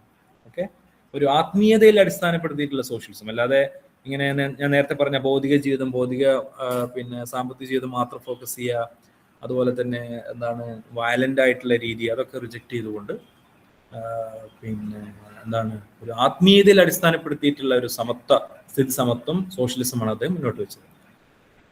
ഇക്വാലിറ്റി, സമത്വം, സാഹോദര്യം, നോൺ വയലൻസ്, മോറൽ ഡെവലപ്മെന്റ്, അതിനുവേണ്ടിയാണ് അദ്ദേഹം പ്രവർത്തിച്ചത്. ഓക്കെ, അപ്പൊ ആ ഒരു ആസ്പെക്റ്റിൽ കമ്മ്യൂണിസം അദ്ദേഹത്തെ സ്വാധീനിച്ചിട്ടുണ്ട്. പക്ഷെ അദ്ദേഹത്തിന് കമ്മ്യൂണിസം എന്ന് പറയുന്നത് ഒരു വർഗരഹിത സമൂഹം എന്നുള്ള അദ്ദേഹം ആഗ്രഹിച്ചിരുന്നു. ഒരിക്കലും ചൂഷണം ഉണ്ടാവാൻ പാടില്ല എന്നും അദ്ദേഹം ആഗ്രഹിച്ചിരുന്നു. പക്ഷെ ഈ വർഗ സംഘടനം, അതുപോലെ തന്നെ ഈ പിന്നെ വയലന്റ് ആയിട്ടുള്ള വിപ്ലവങ്ങള്, നിർബന്ധിച്ചിട്ട് കാര്യങ്ങൾ ചെയ്യിപ്പിക്കുക, അതൊക്കെ അദ്ദേഹം എതിർത്തിരുന്നു എന്നാണ് പറയുന്നത്.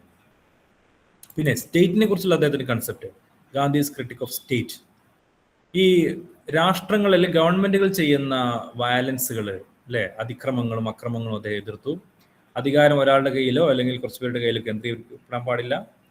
പിന്നെ അതുകൊണ്ട് അധികാരം വികേന്ദ്രീകരിക്കപ്പെടണം, ഡീസെൻട്രലൈസ് ചെയ്യപ്പെടണം അദ്ദേഹം വിശ്വസിച്ചു എന്നുള്ളതാണ്.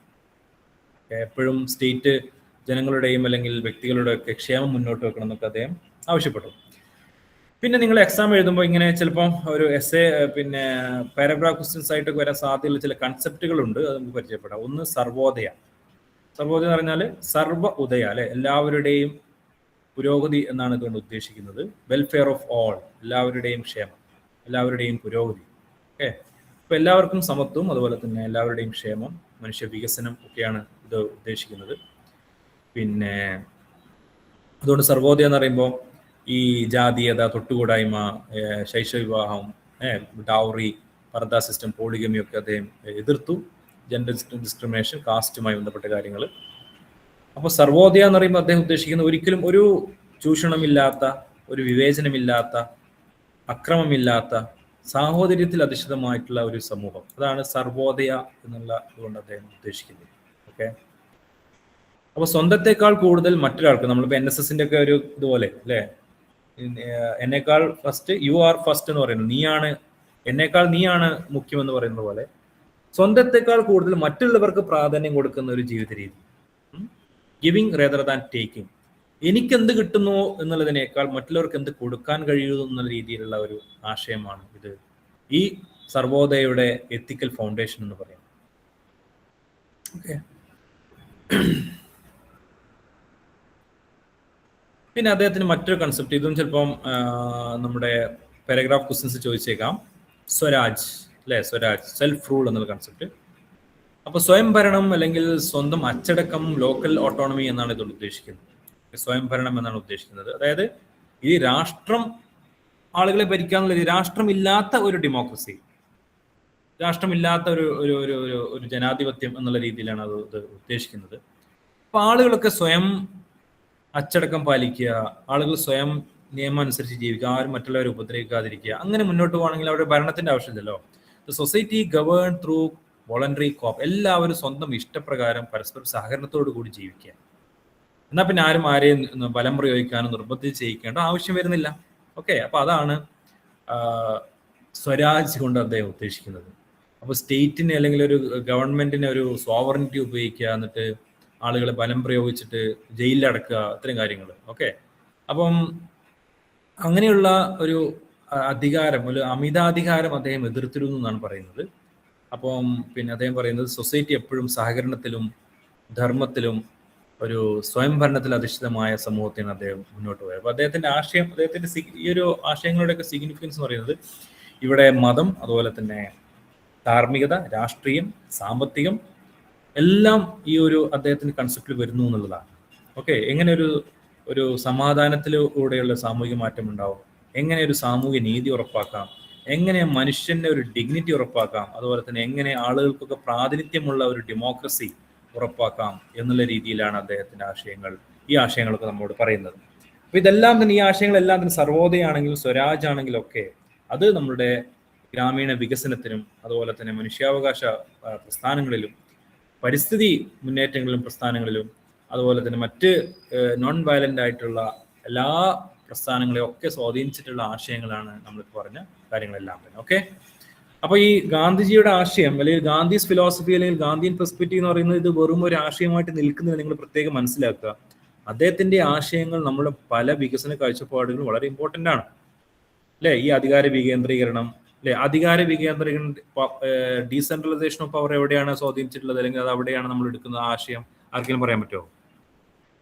ഈ ഡീസെൻട്രലൈസേഷൻ ഓഫ് പവർ, അധികാര വികേന്ദ്രീകരണം നമ്മൾ എവിടെയാണ് ശരിക്കും ഇംപ്ലിമെന്റ് ചെയ്യുന്നത്? ഇപ്പോ പഞ്ചായത്തുകളാണ് സാർ. Yes, good. അശ്വിൻ അത് പറഞ്ഞു. അത് നമ്മൾ ത്രിതല പഞ്ചായത്ത് സിസ്റ്റം, ആ ഒരു 3 ടയർ പഞ്ചായത്ത് സിസ്റ്റം എന്ന് പറയും. ഇപ്പൊ നമ്മളെന്താണ്, ജനങ്ങളൊക്കെ അവരുടെ ഗ്രാമപഞ്ചായത്തിൽ അവർ വോട്ട് ചെയ്യുന്നു, അവർ തന്നെ അവരുടെ ഒരു തിരഞ്ഞെടുക്കുന്നു. പിന്നെ ഗ്രാമപഞ്ചായത്ത്, അതുപോലെ തന്നെ ബ്ലോക്ക് പഞ്ചായത്ത്, ജില്ലാ പഞ്ചായത്ത്, അതുപോലെ തന്നെ എന്താണ് കോർപ്പറേഷൻ, മുനിസിപ്പാലിറ്റി എന്ന രീതിയിൽ. അപ്പൊ ഈ ആശയങ്ങൾ ത്രിതല പഞ്ചായത്ത് സംവിധാനം തന്നെ യഥാർത്ഥത്തിൽ ഒരു അധികാരം മുഴുവൻ നമ്മൾ സ്റ്റേറ്റ് ഗവൺമെന്റ് അതുപോലെ തന്നെ സെൻട്രൽ ഗവൺമെന്റ് ഒക്കെ ചെയ്യാം, ആ അധികാരത്തെ ജനങ്ങളിലേക്ക് കൊടുക്കുന്ന ഒരു രീതിയാണ് ത്രിതല പഞ്ചായത്ത് എന്ന് പറയുന്നത്. അപ്പൊ അതിലാണ് നമ്മൾ സ്ത്രീകളുടെ ഒക്കെ ഒരു പാർട്ടിസിപ്പേഷൻ നമ്മൾ റിസർവ് ഒക്കെ ചെയ്യുന്നത്. അപ്പൊ ഈ ആശയം യഥാർത്ഥത്തിൽ ഗാന്ധിജിയുടെ ഒരു ആശയമാണ്, അധികാരം ജനങ്ങളിലേക്ക് എന്നുള്ള രീതി, ഡീസെൻട്രലൈസേഷൻ എന്നുള്ള കാര്യം എന്ന് പറയുന്നത്, ആസൂത്രണ വികസനം, ഇതൊക്കെ ഗാന്ധിജിയുടെ ആശയങ്ങളാണ്. അതുപോലെ തന്നെ ഗ്രാമങ്ങളെ ശക്തിപ്പെടുത്തുക, ഗ്രാമങ്ങളാണ് ഇന്ത്യയുടെ ആത്മാവ് എന്നൊക്കെ രീതിയിലുള്ള ആശയങ്ങളൊക്കെ. അപ്പൊ ഞാൻ പറഞ്ഞു വരുന്നത് ഈ ഗാന്ധിയൻ പെർസ്പെക്റ്റീവ് എന്ന് പറയുന്നത്, ഗാന്ധിയൻ ആശയങ്ങൾ എന്ന് പറയുന്നത് ഒരു ഇങ്ങനെ അദ്ദേഹത്തിന്റെ പ്രസംഗം പോലെ ഇങ്ങനെ ഒരു എന്താ പറയുക ധാർമ്മികമായ പ്രസംഗം പോലെ നിൽക്കുന്നില്ല. മറിച്ച് ഇപ്പോൾ പോലും നമ്മുടെ പല വികസന ആശയങ്ങളിലും നമ്മുടെ പല വികസന നയങ്ങളിലും ഒക്കെ അദ്ദേഹത്തിന്റെ ആശയങ്ങൾ ചേർന്ന് നിൽക്കുന്നു. അപ്പൊ അതുകൊണ്ട് ഇന്ത്യയുടെ ആത്മാവ് എന്ന് പറയുന്നത് അത് എത്ര തന്നെ നമ്മൾ ഇല്ലാതാക്കാൻ ശ്രമിച്ചു കഴിഞ്ഞാലും ആ ഗാന്ധിജിയുടെ ആശയങ്ങൾ ഇപ്പോഴും ഒരു എന്താ പറയുക ഗൈഡിങ് ലൈറ്റ് പോലെ നമ്മളുടെ ഒരു ഇന്ത്യ എന്ന് പറയുന്ന ഒരു ആശയത്തെ അത് മുന്നോട്ട് നയിക്കുന്നു എന്നാണ് നമുക്ക് കാണാൻ കഴിയുന്നത്. ഓക്കെ, അപ്പോൾ രാഷ്ട്രത്തെ കുറിച്ചാണ് അദ്ദേഹം പറഞ്ഞത്. ഇന്ത്യൻ സ്റ്റേറ്റിനെ കുറിച്ച്, ഒരു ഇന്ത്യൻ സ്റ്റേറ്റ് എന്തായിരിക്കണമെന്നാണ് ഗാന്ധിജി പറയുന്നത്. അപ്പൊ അദ്ദേഹം പറയുന്നത് എപ്പോഴും നമ്മുടെ രാജ്യം ഒരാളും വിശപ്പ് അനുഭവിക്കാത്ത, എല്ലാവർക്കും ആവശ്യത്തിന് വസ്ത്രം ധരിക്കാൻ വസ്ത്രങ്ങളും, അതുപോലെ തന്നെ എല്ലാ വ്യക്തികൾക്കും ഒരു വീടുള്ള, അതുപോലെ തന്നെ എല്ലാവർക്കും സാമൂഹികമായിട്ടുള്ള ഒരു പിന്നെ നീതി നടപ്പിലാവുന്ന ഒരു മനുഷ്യനെ ബഹുമാനിക്കുന്ന രീതിയിലുള്ള സമൂഹമായിരിക്കണം നമ്മുടെ രാജ്യം എന്നുള്ളത്. അപ്പോൾ ഒരു സ്റ്റേറ്റ് എന്ന് പറയുന്നത്, രാഷ്ട്രം എന്ന് പറയുന്നത് എപ്പോഴും സമത്വത്തിലും നീതിയിലും എന്താ പറയുക സ്വാശ്രയത്തിലും അതുപോലെ തന്നെ അധികാര വികേന്ദ്രീകരണത്തിലും അഹിംസയിലും അതുപോലെ തന്നെ ധാർമ്മിക മൂല്യങ്ങളിൽ അടിസ്ഥാനപ്പെടുത്തിയിട്ടുള്ള രാജ്യമായിരിക്കണം എന്ന് അദ്ദേഹം പറയുന്നു. ഓക്കെ, ഒരിക്കലും അവിടെ ചൂഷണങ്ങളോ അല്ലെങ്കിൽ മറ്റ് ഒരു അധികാര പ്രയോഗങ്ങളോ ഒന്നും നടക്കാൻ പാടില്ല എന്ന രീതിയിലാണ്. ഓക്കെ, അപ്പൊ അദ്ദേഹത്തിന്റെ ഈ ഒരു സർവോദയ പ്രിൻസിപ്പിൾ അല്ലെങ്കിൽ സർവോദയ ഇക്കണോമി എന്ന് പറയുന്നത് എപ്പോഴും നമ്മുടെ സാമ്പത്തിക നയങ്ങൾ എപ്പോഴും ഞാൻ പറഞ്ഞു സ്വാധീനിക്കുന്നുണ്ട്. ഈ സ്വാശ്രയ രീതി, അതായത് എപ്പോഴും നമ്മൾ മറ്റു രാജ്യങ്ങളെ ആശ്രയിക്കാതെ എപ്പോഴും നമ്മുടെ കാര്യം നമ്മൾ തന്നെ സെൽഫ് സഫിഷ്യന്റ് ആയിരിക്കണം എന്നുള്ള ആശയങ്ങളൊക്കെ ആ ഒരു കാര്യത്തിൽ നിന്നാണ് വരുന്നത്. ഇതൊക്കെ എങ്ങനെയാണ് സാധ്യമാവുന്നത്? നമ്മൾ എന്ത് ചെയ്യണം, ഈ ഗ്രാമീണ അവരുടെ ചെറുകിട വ്യവസായങ്ങളെ നമ്മൾ പ്രൊമോട്ട് ചെയ്യുക, അതുപോലെ തന്നെ കരകൗശല വിദ്യകൾ അതിനൊക്കെ നമ്മൾ പ്രൊമോട്ട് ചെയ്യുക, അതുപോലെ തന്നെ ഗ്രാമങ്ങളിലുള്ള ഈ പിന്നെ കോട്ടേജ് ഇൻഡസ്ട്രീസ്, ഈ എന്താ പറയുക കുടിൽ വ്യവസായങ്ങൾ അതിനൊക്കെ പ്രൊമോട്ട് ചെയ്യുക. അതുപോലെ തന്നെ ഓരോ നാട്ടിലും ഓരോ ഗ്രാമങ്ങളിലുമുള്ള ഇത്തരത്തിലുള്ള പ്രൊഡക്ഷൻ സിസ്റ്റം, അത് ചിലപ്പോൾ അവർ പ്രൊഡ്യൂസ് ചെയ്യുന്ന എന്തെങ്കിലും ഒരു പപ്പടമാവാം അല്ലേ, നമ്മളിപ്പോൾ അല്ലെങ്കിൽ അപ്പം ഉണ്ടാക്കി വിൽക്കുന്നതാവാം, അതിനൊക്കെ പ്രൊമോട്ട് ചെയ്യുക എന്നതാണ് യഥാർത്ഥത്തിൽ ഈ ഒരു കോപ്പറേഷൻ, സഹകരണം, അതുപോലെ തന്നെ സെൽഫ് സഫിഷ്യൻസി, ഡീസെൻട്രലൈസേഷൻ ഒക്കെ നമ്മൾ അത് നടപ്പിലാക്കണമെങ്കിൽ, സർവോദയ എന്ന കാര്യം നടപ്പിലാക്കണമെങ്കിൽ ഇത്തരം കാര്യങ്ങളൊക്കെ നമ്മൾ പ്രൊമോട്ട് ചെയ്യണമെന്നാണ് പറയുന്നത്. അങ്ങനെ ഉണ്ടെങ്കിൽ മാത്രമേ മറ്റുള്ളവരെ ആശ്രയിക്കാതെ പൂർണ്ണമായിട്ടും സെൽഫ് സഫിഷ്യന്റ് ആയിട്ടുള്ള ആ ഒരു വില്ലേജ് റിപ്പബ്ലിക് സാധ്യമാവുകയുള്ളൂ. അപ്പോൾ ഒരു ഗ്രാമം, ആ ഗ്രാമത്തിന് ഒരിക്കലും വിശപ്പിലേക്ക് പോവുകയില്ല, അവരൊരിക്കലും മറ്റവരെ ആശ്രയിക്കേണ്ടി വരില്ല. കാരണം അവരുടെ ചെറുകിട വ്യവസായങ്ങളും ചെറുകിട രീതിയിലുള്ള കുടിൽ വ്യവസായങ്ങളൊക്കെ ഉള്ളത് കൊണ്ട് അവർക്ക് ജീവിക്കാൻ കഴിയും. അവരൊരിക്കലും മറ്റുള്ളവരെ ആശ്രയിക്കേണ്ടി വരില്ല. അതാണ് വില്ലേജ് റിപ്പബ്ലിക് എന്നുള്ള ആശയം അദ്ദേഹം മുന്നോട്ട്. സ്വാശ്രയത്തിൽ അധിഷ്ഠിതമായിട്ടുള്ള ഒരു ഗ്രാമങ്ങൾ ആണ് ഗാന്ധിജിയുടെ പ്രധാനമായിട്ടുള്ള ആശയം എന്ന് പറയുന്നത്. അപ്പൊ എപ്പോഴും ഒരു ഐഡിയൽ വില്ലേജ് കമ്മ്യൂണിറ്റി എന്ന് പറയുന്നത് ഒരു നല്ല മാതൃക ഗ്രാമീണ സമൂഹം എന്ന് പറയുന്നത് എപ്പോഴും സെൽഫ് ഗവേണിംഗ് ആയിരിക്കും. അവർ സ്വയംഭരണം അല്ലെങ്കിൽ സ്വയംഭരണത്തിൽ അധിഷ്ഠിതമായിട്ടുള്ള സ്വാശ്രയ, അതായത് ഭക്ഷണമാണെങ്കിലും വസ്ത്രമാണെങ്കിലും ഒക്കെ അവരുടെ ആവശ്യങ്ങൾ അവർ തന്നെ അവർക്ക് ഉണ്ടാക്കി കഴിയും, മറ്റുള്ളവരെ ആശ്രയിക്കുന്നില്ല, സ്വാശ്രയത്തിൽ അധിഷ്ഠിതമാണ്. അതുപോലെ തന്നെ സാമ്പത്തികമായിട്ട് അവർ ഇൻഡിപെൻഡൻ്റ് ആണ്, സ്വതന്ത്രരാണ്, ആരെയും ആശ്രയിക്കുന്നില്ല, പൂർണ്ണമായിട്ടും ആ ഒരു ജനാധിപത്യം എസ്റ്റാബ്ലിഷ് ചെയ്യുന്നവരാണ്, തീരുമാനങ്ങളെല്ലാം തന്നെ എല്ലാവർക്കും പ്രാതിനിധ്യമുള്ള ആ ഒരു രീതി പിന്തുടരുന്നതാണ് യഥാർത്ഥത്തിൽ അദ്ദേഹത്തിന് ഒരു ഐഡിയൽ, ഒരു മാതൃക ഗ്രാമീണ സമൂഹം എന്ന് പറയുന്നത് ഈ രീതിയിൽ അധിഷ്ഠിതമായിട്ടുള്ള സമൂഹങ്ങളാണ്. ഓക്കെ, അപ്പൊ എന്താണ് സെൽഫ് സഫിഷ്യൻസി എന്ന് പറഞ്ഞാൽ? സ്വാശ്രയത്വം എന്ന് ഉദ്ദേശിക്കുന്നത് എന്താ? അത് ഭക്ഷണം, വസ്ത്രം, വീട്, മറ്റ് ആവശ്യമായിട്ടുള്ള കാര്യങ്ങളൊക്കെ നമ്മൾ സെൽഫ് സഫിഷ്യന്റ് ആയിരിക്കുക, ഇൻഡിപെൻഡന്റ് ആയിരിക്കുക എന്നുള്ള കാര്യങ്ങളാണ്. ഓക്കെ, എങ്കിൽ മാത്രമേ നമ്മളുടെ ഒരു സാമ്പത്തികമായിട്ടുള്ള ഒരു സെക്യൂരിറ്റി ഉണ്ടാവുകയുള്ളൂ എന്നുള്ളതാണ്. അപ്പൊ അദ്ദേഹം അത്തരത്തിലുള്ള ഈ വ്യവസായവൽക്കരണത്തെ ചോദ്യം ചെയ്തു. ഈ ആളുകളെ ഇങ്ങനെ ദാരിദ്ര്യത്തിലേക്ക് നയിക്കുന്ന പണമൊക്കെ ചില ആളുകളുടെ കയ്യിൽ മാത്രം കേന്ദ്രീകരിക്കുന്ന, അതുപോലെ തന്നെ തൊഴിലില്ലായ്മയെ പ്രൊമോട്ട് ചെയ്യുന്ന, മറ്റുള്ളവരെ ചൂഷണം ചെയ്യുന്ന, സാമ്പത്തിക അസമത്വമുള്ള ഇത്തരം രീതികളെ വ്യവസായവൽക്കരണ നയത്തെ അദ്ദേഹം ചോദ്യം ചെയ്തു. അപ്പൊ അതുകൊണ്ട് ആളുകളെ ജോലി ഇല്ലാതാക്കുന്ന, ആളുകളെ ദാരിദ്ര്യത്തിലേക്ക് നയിക്കുന്ന ഒരു തരത്തിലുള്ള വ്യവസായവൽക്കരണം അതിനൊക്കെ അദ്ദേഹം എതിർക്കുകയാണ് ചെയ്തത്. ഓക്കെ, അപ്പൊ അങ്ങനെ പൂർണ്ണമായിട്ടും മെഷീനുകൾ ഉപയോഗിക്കുക, മെക്കാനൈസേഷൻ, മനുഷ്യൻ ചെയ്യുന്ന ജോലികൾ റീപ്ലേസ് ചെയ്തുകൊണ്ട് മെഷീനുകൾ കൊണ്ടുവരിക, ഇത്തരം കാര്യങ്ങൾക്ക് അദ്ദേഹം ഒപ്പോസ് ചെയ്തു. അതുപോലെ തന്നെ എപ്പോഴും ഈ വ്യവസായങ്ങൾ എന്ന് പറയുന്നത് അത് ഗവൺമെന്റ് ഓൺ ചെയ്യുന്ന തരത്തിലുള്ള വ്യവസായങ്ങളായിരിക്കണം. വലിയ വലിയ വ്യവസായങ്ങൾ, heavy industries, state operated factories ഒക്കെ ഗവൺമെന്റ് ആയിരിക്കണം ഓൺ ചെയ്യേണ്ടത്. അപ്പോൾ ജനങ്ങളുടെ വെൽഫെയറിന് വേണ്ടി പ്രവർത്തിക്കുക. അതുപോലെ തന്നെ ഞാൻ നേരത്തെ പറഞ്ഞ കുടിൽ വ്യവസായങ്ങളെയോ ഒന്നും തകർക്കുന്ന രീതിയിലായിരിക്കരുത് വലിയ വലിയ വ്യവസായങ്ങൾ എന്ന രീതിയിലാണ്. പിന്നെ ഗാന്ധിജിയുടെ മറ്റൊരു പ്രധാനപ്പെട്ട സ്വദേശി എന്നുള്ള കൺസെപ്റ്റ്, സ്വദേശി, അതാണ് ഗാന്ധിജിയുടെ ഇക്കണോമിക് ഫിലോസഫി എന്ന് പറയുന്നത്. ഇപ്പോൾ സ്വദേശിയുടെ കൺസെപ്റ്റ് എന്ന് പറഞ്ഞാൽ എന്താ? നമ്മൾ തന്നെ പ്രൊഡ്യൂസ് ചെയ്യുന്ന ലോക്കലി തദ്ദേശീയമായി പ്രൊഡ്യൂസ് ചെയ്യപ്പെടുന്ന ചരക്കുകൾ ഉപയോഗിക്കുക. ഓക്കെ, അപ്പോൾ നമ്മുടെ കമ്മ്യൂണിറ്റി ഉണ്ടാക്കുന്ന കാര്യങ്ങൾ അത് പ്രൊമോട്ട് ചെയ്യുക, അതാണ് ഇതുകൊണ്ട് ഉദ്ദേശിക്കുന്നത്. സ്വദേശി എന്ന് പറയുന്ന കൺസെപ്റ്റിന്റെ ലക്ഷ്യം എന്ന് പറഞ്ഞാൽ നമ്മുടെ തദ്ദേശീയമായ സാമ്പത്തിക അതിനെ പ്രൊമോട്ട് ചെയ്യുക, ലോക്കൽ പ്രൊഡക്ഷൻ വർദ്ധിപ്പിക്കുക, ലോക്കൽ എംപ്ലോയ്മെന്റ് അത് ജനറേറ്റ് ചെയ്യുക, മറ്റുള്ളവരെ ആശ്രയിക്കുന്നത് അല്ല മറ്റു രാജ്യങ്ങളെ ആശ്രയിക്കുന്നത് നമ്മൾ അവസാനിപ്പിക്കുക, അതുപോലെ സാമ്പത്തിക അസമത്വം കുറക്കുക, സെൽഫ് റിലയൻസ് അല്ലെങ്കിൽ സ്വാശ്രയത്തെ എന്ത് ചെയ്യുക, എൻകറേജ് ചെയ്യുക എന്നുള്ളതാണ്. ഓക്കെ, അപ്പോൾ ഈ ഒരു ആശയത്തിലൂടെ നമുക്ക് ഒരുപാട് ഇത്തരത്തിൽ നമ്മുടെ തദ്ദേശീയമായിട്ടുള്ള വികസനം, തദ്ദേശീയമായിട്ടുള്ള ഉൽപ്പന്നങ്ങളെ പ്രൊമോട്ട് ചെയ്യുക, അതിന് കൂടുതൽ പ്രാധാന്യം കൊടുക്കുന്ന രീതിയായിരിക്കും ഉണ്ടായിരിക്കുക. അത് സ്വാഭാവികമായിട്ടും ഗ്രാമങ്ങളിൽ ജോലി ഉറപ്പാക്കാനും ഗ്രാമങ്ങളിൽ സാമ്പത്തിക അസമത്വം കുറക്കാനും എല്ലാവർക്കും ജോലി ലഭിക്കുന്ന നല്ലൊരു ഒരു റൂറൽ ഇക്കണോമി എസ്റ്റാബ്ലിഷ് ചെയ്യാനും ഇതുവഴി സാധിക്കും. ആ ഒരു കൺസെപ്റ്റാണ് സ്വദേശി എന്നുള്ള അദ്ദേഹത്തിന്റെ സാമ്പത്തിക ആശയം. മറ്റൊരാശയമാണ് ട്രസ്റ്റിഷിപ്പ്. എന്താ ട്രസ്റ്റിഷിപ്പിന് ഉദ്ദേശിക്കുന്നത്? ഗാന്ധിജി പറയുന്നു,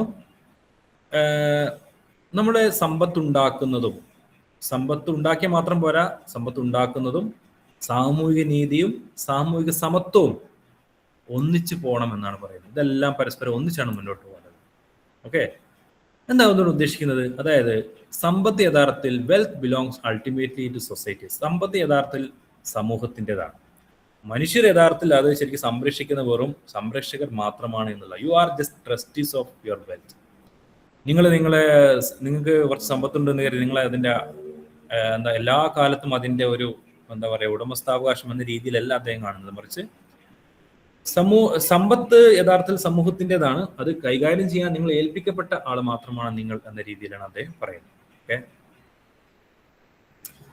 അപ്പോൾ എന്താണ് ട്രസ്റ്റിഷിപ്പ് കൊണ്ട് ഉദ്ദേശിക്കുന്നത്? അതിൻ്റെ ഒരു ഫൗണ്ടേഷൻ എന്ന് അദ്ദേഹം പറയുന്നു, മനുഷ്യരെന്ന് പറയുന്ന യഥാർത്ഥത്തിൽ മനുഷ്യർക്ക് ദൈവികമായിട്ടുള്ള ചില കാര്യങ്ങളുണ്ട്. ഓക്കെ, അപ്പോൾ സ്വത്ത് ഉപയോഗിക്കാൻ എപ്പോഴും സാമൂഹിക നന്മയ്ക്ക് വേണ്ടിയായിരിക്കണം എന്നുള്ളതാണ്. അപ്പോൾ സ്വത്ത് കൈകാര്യം ചെയ്യുന്നവർ സ്വത്ത് ഏൽപ്പിക്കപ്പെട്ട കാവൽക്കാർ, അവർ ആ ഒരു ഉത്തരവാദിത്തം കാണിക്കണം. അവരെപ്പോഴും സമൂഹത്തിന് ഉപകാരപ്പെടുന്ന രീതിയിലായിരിക്കണം അത് ചെലവഴിക്കേണ്ടത് എന്ന രീതിയിലാണ്. അപ്പോൾ എങ്ങനെ സ്വത്ത് എന്താണ്, സ്വത്ത് എങ്ങനെ വരണം, അതെങ്ങനെ ഉപയോഗിക്കണം, അതെങ്ങനെ നമ്മൾ സ്പെൻഡ് ചെയ്യണം, ഇതുമായി ബന്ധപ്പെട്ടുള്ള ഒരുപാട് ആശയങ്ങളാണ് ട്രസ്റ്റിഷിപ്പ് എന്നുള്ള ആശയത്തിലൂടെ ഗാന്ധിജി മുന്നോട്ട് വെക്കുന്നത്. ഓക്കെ, അപ്പോൾ അതിലൂടെ സമ്പത്ത് ചില ആളുകളുടെ കയ്യിൽ കേന്ദ്രീകരിക്കപ്പെടുന്നത് തടയാനും അതുപോലെ തന്നെ ആളുകളെ എക്സ്പ്ലോയിറ്റ് ചെയ്യുന്നതും കുറക്കാൻ സാധിക്കുന്നു, സാമൂഹികമായിട്ടുള്ള നീതി ഉറപ്പാക്കാൻ സാധിക്കുന്നു, അതുപോലെ തന്നെ സാമൂഹികമായിട്ടുള്ള ഐക്യം ഉറപ്പാക്കാനും സാധിക്കുന്നു എന്നുള്ളതാണ്. അപ്പം ഇങ്ങനെ നമുക്ക് ഒരുപാട് ആശയങ്ങൾ നമ്മൾ പഠിച്ചിട്ടുണ്ട്. Capitalism, communism, socialism. അപ്പോൾ ഇതൊക്കെ ട്രസ്റ്റിഷിപ്പ് നമ്മൾ എവിടെ വെക്കും എന്നുള്ളതാണ്. അപ്പോൾ ആ ട്രസ്റ്റിഷിപ്പ് എന്നുള്ളത് എന്താണ്? ഇത്തരത്തിലുള്ള ഒരു പുതിയ കൺസെപ്റ്റാണ്. പിന്നെ അത് എന്താണ്? ഇതിനകത്ത് കമ്മ്യൂണിസവും സോഷ്യലിസവും ഒക്കെ നമ്മൾ പ്രത്യേക രീതിയിലാണ് ഈ ട്രസ്റ്റിഷിപ്പ് എന്നുള്ള ആശയത്തെ നമ്മൾ മനസ്സിലാക്കുന്നത്. പിന്നെ അദ്ദേഹം പറയുന്നത് മിനിമം വേജ്, എല്ലാവർക്കും ഒരു മിനിമം വേജ് ഉണ്ടായിരിക്കണം. അതുപോലെ തന്നെ മാക്സിമം ഇൻകം, ഒരാളുടെ കയ്യിൽ സമ്പത്ത് കുമിഞ്ഞു കൂടുന്നതിനൊക്കെ ഒരു ലിമിറ്റ് വെക്കണം. ഓക്കെ, എപ്പോഴും നമ്മൾ സാമ്പത്തിക അസമത്വം കുറക്കുന്നതിനായിരിക്കണം ഫോക്കസ് ചെയ്യേണ്ടത്. അതുപോലെ തന്നെ മറ്റൊരു കൺസെപ്റ്റാണ്